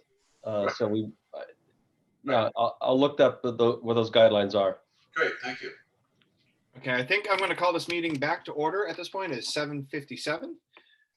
We are on to old business. We're on to order number 20022. It's the second reading on the proposed amendments to chapter 405, the Town of Scarborough zoning ordinance. And Jay, are you with us still? I am. Can you hear me still? We can, yep. Great. Actually, if you don't mind, Mr. Chair, this really refers to order 20-023 as well. Sure thing. Yep.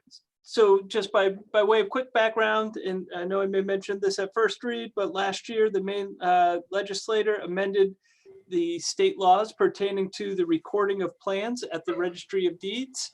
It used to be that they're supposed to be done on a specialized type of paper called the Mylar. They now are no longer accepting Mylar, and they're only accepting paper plans. We have two ordinances that make specific reference to Mylar.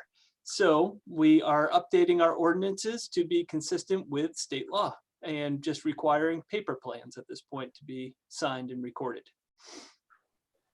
Thank you, Jay. With that, do I have a motion?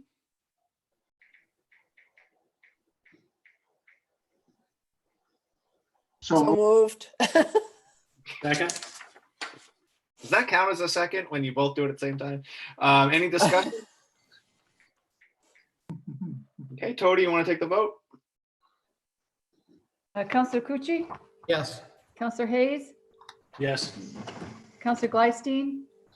Yes. Counselor Katerina? Yes. Counselor Johnson? Yes. Counselor Hamel? Yes. And Chairman Johnson? Yes. It is unanimous. Thank you. Thank you. Up next is order number 20023, second reading on the proposed amendments to chapter 406, Town of Scarborough subdivision ordinance. And to Jay's point, I believe this is the same thing. So I'm going to just ask for a motion.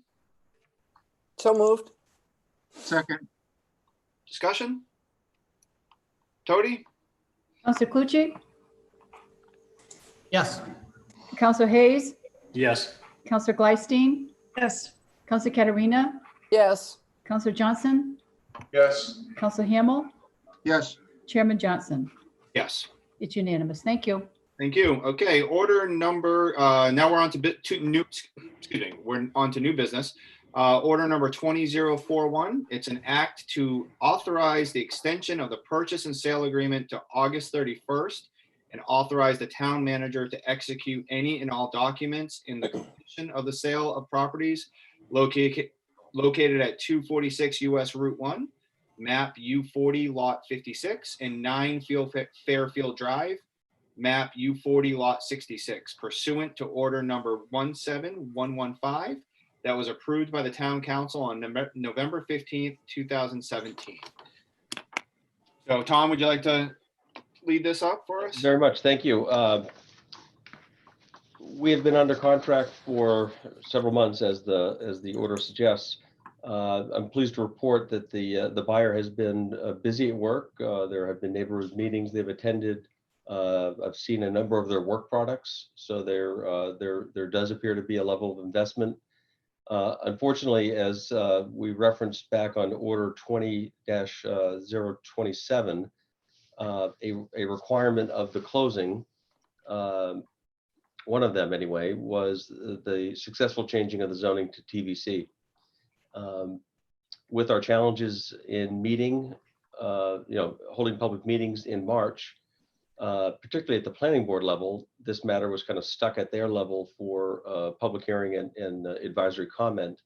We're not able to meet the requirement. We were supposed to have closed by the end of April. And so I've been in fairly constant contact with the buyers over the course of the last month. And in those discussions, they were very understanding and willing to grant the extension. But of course, then the world turned upside down. And so in the course of those conversations, they actually wanted more time than I was asking for. I had originally asked for an extension to just for 1 month to allow us to move the zoning piece forward. But I do appreciate things are different, and I think they're trying to get their feet back on the ground and understand what the landscape will look like in the future. And so the extension that's before you this evening essentially pushes the extension to on or before August 31. And through discussions with them, I think there's sound rationale to buy that additional time to understand the marketplace. I will report that they had another showing as of today for prospective tenants, and that continues to garner good interest. So there's some good positive signs there. The other components have to do with the earnest money deposit. Our broker is currently holding a $50,000 earnest money deposit, which was part of the original purchase and sale agreement. This extension that's before you this evening has that money being transferred to the town at 2 different increments. One upon successful completion of the zone change, and the second being as of July 31st. I would mention that the buyers would prefer having that second piece align with the close date. But I've maintained the position that I think it's important for a demonstration of commitment to have this earnest money come forward sooner than later. I should mention that should the sale go forward as planned anytime before August 31, those deposit monies are applied to the purchase price. So they become the town funds only in the event that we're not able to close the deal before the end of August. I know Councilor Caterina's in the industry, so to speak, so perhaps she can offer some further guidance in terms of this approach. Yeah, if I'm reading this correctly, Tom, if you could, so we're going to get the first $25,000 upon the zone change. Is that correct? Yeah, successful zone change, we'll get the first 25,000. Correct. And then we'll get the second 25,000 the end of July, by Correct. the end of July. And it's non-refundable, if I'm reading this correctly. So if Right. they don't complete this contract, we get to keep the 50,000. Plus, I also noted that they will also turn over all of their site designs, test results, reports, whatever. That's worth a ton of money, that alone there too. So to me, this looks like a really good way to extend this contract. It holds the seller's feet to the fire, so to speak. So. And again, we continue to have very good dialogue, and I think we're all appreciative that the future, at least the near future, is uncertain. So I think given these circumstances, these seems like reasonable terms. Nope. Do you have a question for Tom, John? I had a question. So and I haven't given this a lot of thought, it just popped in my head, but something seems a little off with tying a zoning change to a financial transaction. So I want to make sure that we get that one right. Yeah, I think the purpose there is, this is a partnership. The zone change is something we promised, and once we deliver, it seemed like a logical milestone that could be recognized. And we've committed to do it by before June 1, so sometime this month, and we're on track to do so. So I think it's really a way of demonstrating that we committed to something and we're performing, and it's a good trigger point. Councilor Caterina? Through the chair to Mr. Colucci, just out of curiosity, your question, you have a concern with tying that to, because I see in commercial stuff, not that I do commercial stuff, but I see it all the time. Zone changes, area zone changes. Can we put it on the floor first? Because I feel like this is, we can. Oh, okay, yeah, sure, go ahead. Okay, Yeah. so, no, I apologize. It just makes more sense because we're actually getting. Yeah, I forget where we are. Okay. But before I do that, is there any members of the public that would like to speak to this? Let me just check my email real quick.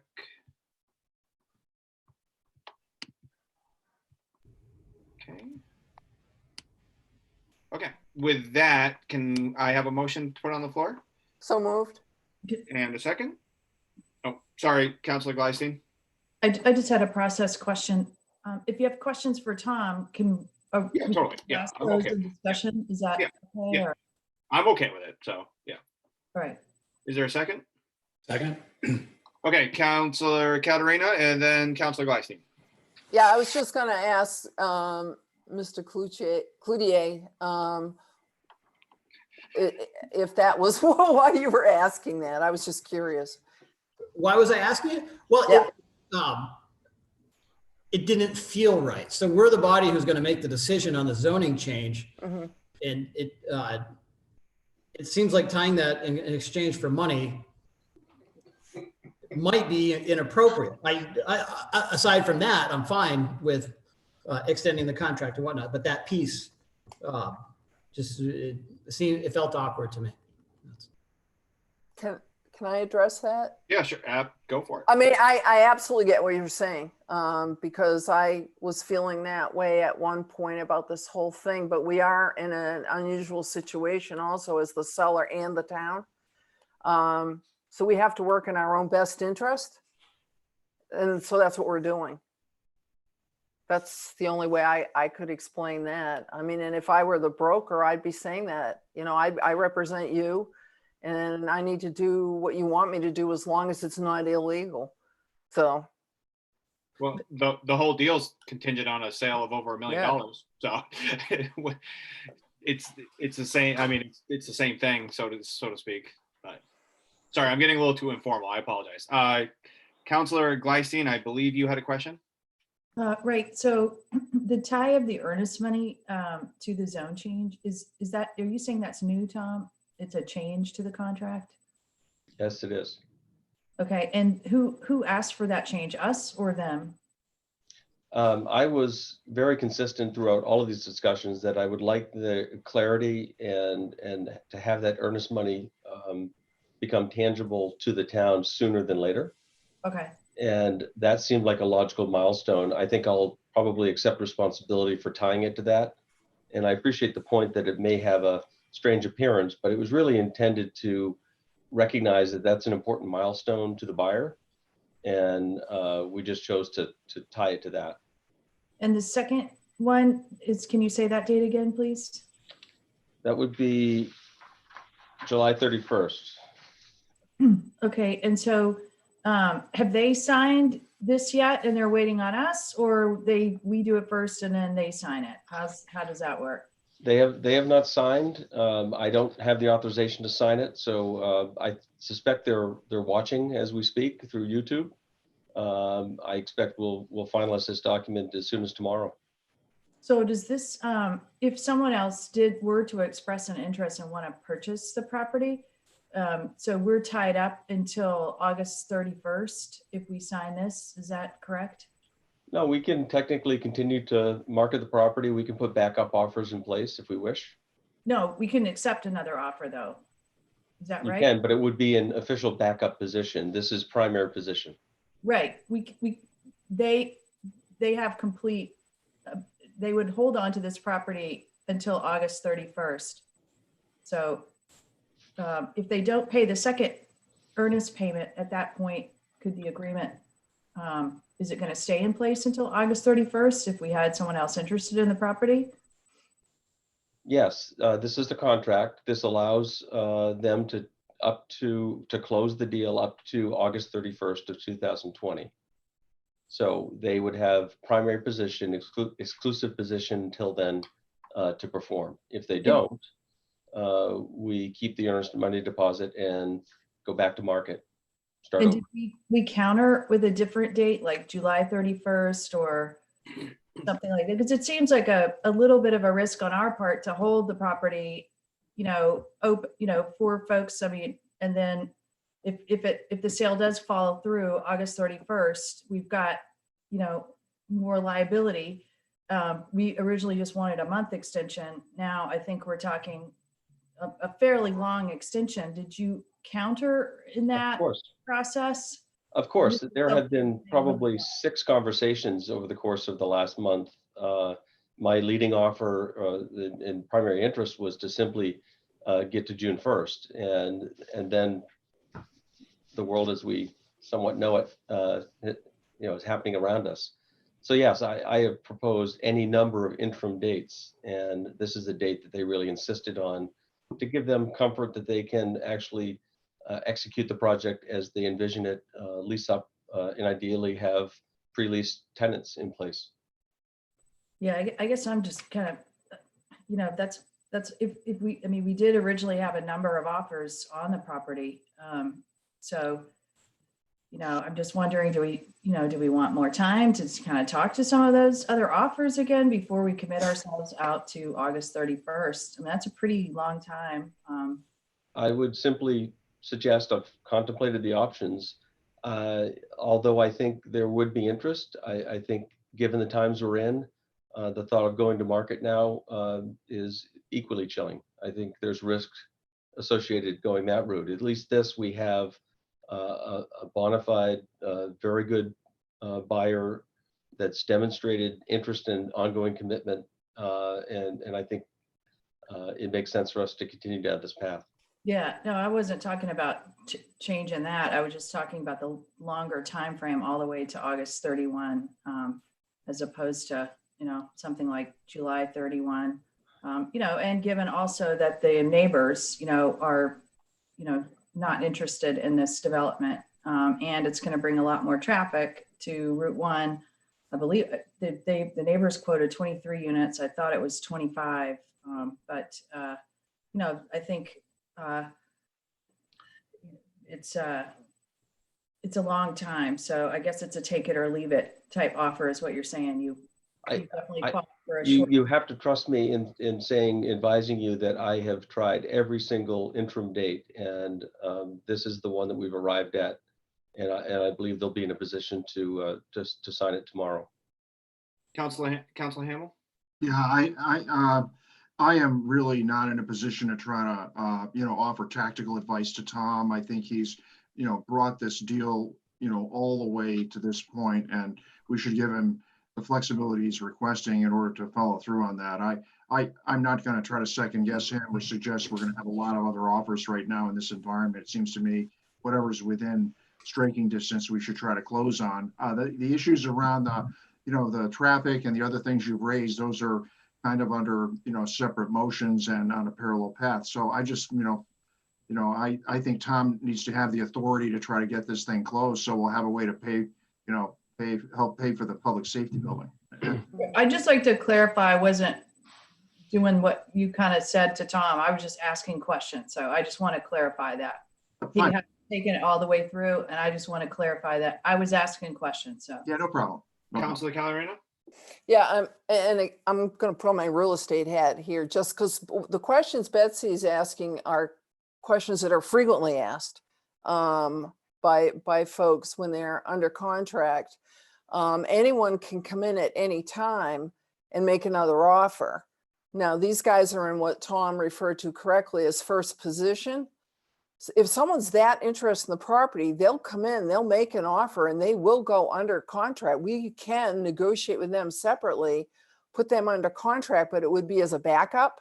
And the only way it would move into first position is if contract number 1 falls through because of whatever. Someone doesn't meet any of the I can't even terms of the contract. I've been talking real estate too much today. So, I mean, be assured that, and I know our commercial broker really well, that she's still out there fishing. You're always fishing for potential backups. That's her job. But in the meantime, we have a bird in the hand, as I tell my clients. Yeah, I mean, we could go out and look all over the place for someone else, but we got a bird in the hand right here. And as Mr. Hamill said, we need to keep moving forward with this one, because this is the one we got. So let's close it. So, and that's all I wanted to add to that. Yeah, thank you. Yep. Yeah, I mean, it seems to me a little bit though, Jean Marie, would you say that it's advantageous to us then that the second earnest payment is a whole month earlier? Because at that point, we'll know. Right. Right, and the purpose of the earnest money is to a buyer is showing how earnest they are for, that's why it's called earnest money, for buying the property, because they're willing to lose it. They're so convinced that they're going to follow through that they're willing to lose it, and this is a big chunk of money that they're willing to walk away from. So and you were at the meeting I was at, and these guys have been around quite a while. They know what they're doing when it comes to putting real estate under contract and following through. So, thank you. Councilor Clucci? If I could just clarify, I wanted to just express that I absolutely support authorizing the town manager to execute whatever documents are necessary as this order reads. It's just when he went through the line items, I thought that's something that should be considered, and I trust that he will. So. Any others? Tony, would you like to call the vote? Yes. Counselor Cucci? Yes. Counselor Hayes? Yes. Counselor Gleisteen? No. Pardon me? No. Counselor Katarina? yes. Counselor Johnson? Yes. Counselor Hamel? Yes. Chairman Johnson? Yes. Motion passes 6-1. Thank you. Order number 20042, act on the request to reappoint Angela Blanchette, town engineer to the Long Creek Board. And it's sponsored by town engineer, but I assume, Tom, you're going to. Certainly. This position is available if anyone else would like to serve on this board. I think Angela has long experience and really the perfect professional experience to be a real resource to the board. So I highly recommend you consider reappointment. Thank you. Is there a motion on the table? So moved. Second. And I did forget public comment, so by all means, raise your hand and I'll let you jump right in. Are there any discussions? No? Tony, you want to call the vote? Counselor Clucci? Yes. Counselor Hayes? Yes. Counselor Gleisteen? Yes. Counselor Katarina? Yes. Counselor Johnson? Yes. Counselor Hamel? Yes. Chairman Johnson? Yes. Thank you. It was unanimous. Thank you, Tony. Item number 8 is non-action items. There's none at this time. Item number 9 is standing and special committee reports and liaison reports, and I'm going to go to my left. So Mr. Hamel, you're first. Other than our executive session tonight, nothing to report for appointments, negotiations committee. Thank you. Thank you, sir. Councilor Clucci? I have nothing. Thank you. Councilor Gleisteen? We have a Rules and Policy Committee meeting coming up, and we continue to talk about the charter. Thank you. Councilor Hayes? Process. Oh. Councilor Hayes? Yeah, I mean, I think I've already reported out in some of the work of the joint finance and finance committees. The other thing to report out to folks that are interested is starting on May 12th, Tuesdays. We got 5 of them scheduled. We will be meeting from approximately 4 to 6 p.m. every Tuesday, the 12th, 19th, 26th, June 2nd, and 9th. And what is scheduled, at least tentatively, is on May 10th, we'll be reviewing the revenue projections that is in the budget. May 19th, we will be reviewing the school department budget. May 26th, we'll be looking at capital budget and revenue check-in. I'm assuming those are just some of the changes. June 2nd, we'll be talking to public safety and community services. And June 9th will be the executive at IT department. Thank you. That, Sorry. Was that it? I'm sorry. that's it. Yeah, no, it's great. Counselor Ken Johnson? What was the question? No. Sorry. This, Sorry. you're standing. Yeah, we had a joint workshop with the Board of Education Communication Committee. We came up with a plan to try to communicate as much as we could about the budget process. So we have Peter Hayes, along with his BOE counterpart, doing a video at sometime. I think it's got to be by the 11th.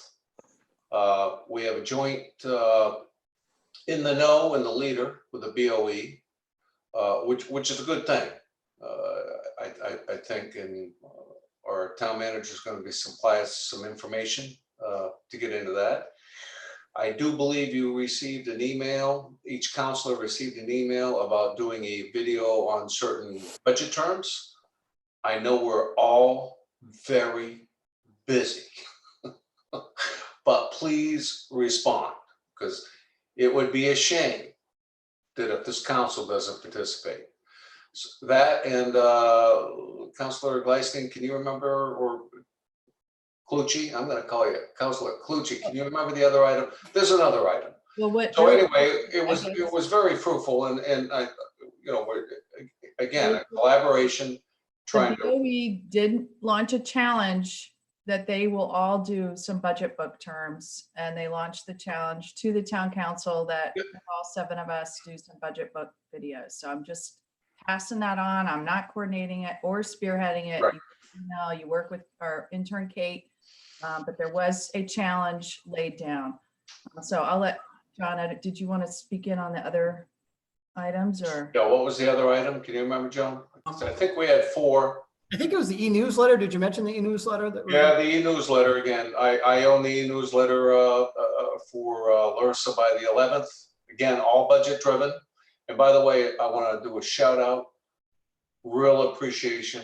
Larissa working with the IT department. If you go to our homepage right now, there's this big push button bullet that drives you right into the budget portlet. It's got our videos. It's got calendars, joint calendars between the BOE finance, our town council meetings, and we're going to be augmenting that over time. We have a regular committee meeting next Monday. So again, the push is just to inform the public as much as we can without advocating, because we did as joint committees agree that this is without advocating until a certain time, and then of course we all understand that the BOE has to break off on their own to advocate on the voting part. So it was positive. The challenge has been trying to get that done with all the work we're doing, not to mention our regular jobs. Okay, so that's it. Thank you. If I could, I meant to offer the solution, but to the budget videos, it might be as easy as doing a 2-person Zoom meeting and quickly going back and forth and doing them and taping your Zoom meeting, like just as a coordination thing. Yeah. Well, we actually have a student from USM. She's coordinating that. Peter, I think she's already reached out to you to schedule it, and it's up to them about the format. But yeah, it's going to be like a Zoom type format, and we'll let the finance committees drive it. But again, it's the subject on that. Again, it's not promoting. It's what we've done, all the great work that we've done on both sides. So again, just so. If you can find the time, we need some volunteers. Thank you very much. Councilor Katarina. I'm drinking on that. I'm drinking on that one. Yeah, I knew you'd start laughing, Ken. Anyway, Ordinance is being postponed due to the extreme workload of the planning department and other people. So we will tentatively, the next ordinance meeting is June 18th unless the three of us decide otherwise. So stay tuned. That's it. Okay, thank you. Typically, this is where the town manager report goes, but we're going to loop it right back to councilor comments. So, Jean Marie? Oh my God, what am I supposed to say? Hold on. I know this. Absolutely nothing. No, Councilor no, Johnson? no. I'm supposed to say something here. Hold on. Oh, hold on. I'll come back to you. No, Councilor no, I got it. I got Okay. it. Okay. I just wanted to congratulate Project Grace for getting that award from the United Way of Greater Portland.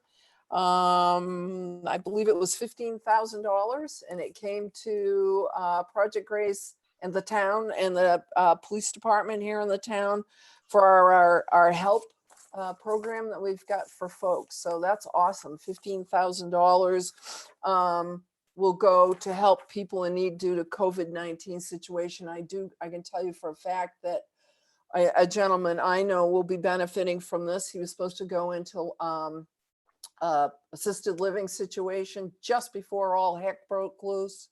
He's been living at home by himself and we were able to get him hooked up with some in-home care thanks to this grant as a temporary stopgap until long-term care starts taking folks in again. So I just think this is huge. And I want to thank United Way for considering us and giving us a grant. And that's it. Councilor Johnson? I'll keep it short. I really want to tell you, I'm just a simple guy, and I keep saying that I am so pleased working with this group of people, dedicated public servants. We're doing the right thing. I work in the banking industry, and I can't really share certain things, but we are doing the right thing. There's a storm brewing, and we're doing the right thing. So let's just keep moving forward. Thank you. Councilor Hayes? Yeah, I think I'll continue on the theme. And part of the theme tonight was really the elected officials are really trying to model and act a little bit differently. I think to build on Councilor Ken Johnson's comment, these are unusual times. And I'm really asking for the support and the collaboration of the community. Already, we haven't even decided on any budget numbers, and we're already starting to get really less than civil and respectful sort of correspondence from folks. I just, in the past, as we go through the budget process, we kind of go down this loop of people really going into corners, getting disrespectful and not having civil discourse. I think really making an appeal for everybody to be part of the solution and not part of the problem. We're trying to work differently. We're trying to sit around the table and act as adults in the room to figure out the right things to do, just as Councilor Johnson just suggested. Really need the support of the community. We're like you, we're struggling with all this, but please be respectful, please be civil. We'll do likewise, but we really have to have a different level of conversation as we move forward. So it's really, we need all hands on deck. We need everybody around the table. Please join us, but please give us the benefit of the doubt that all of us are trying to do the best we can with what we know. So I guess I'll leave it with that and thank you. Councilor Gleisten? Yeah, I think I said most of what I wanted to say tonight.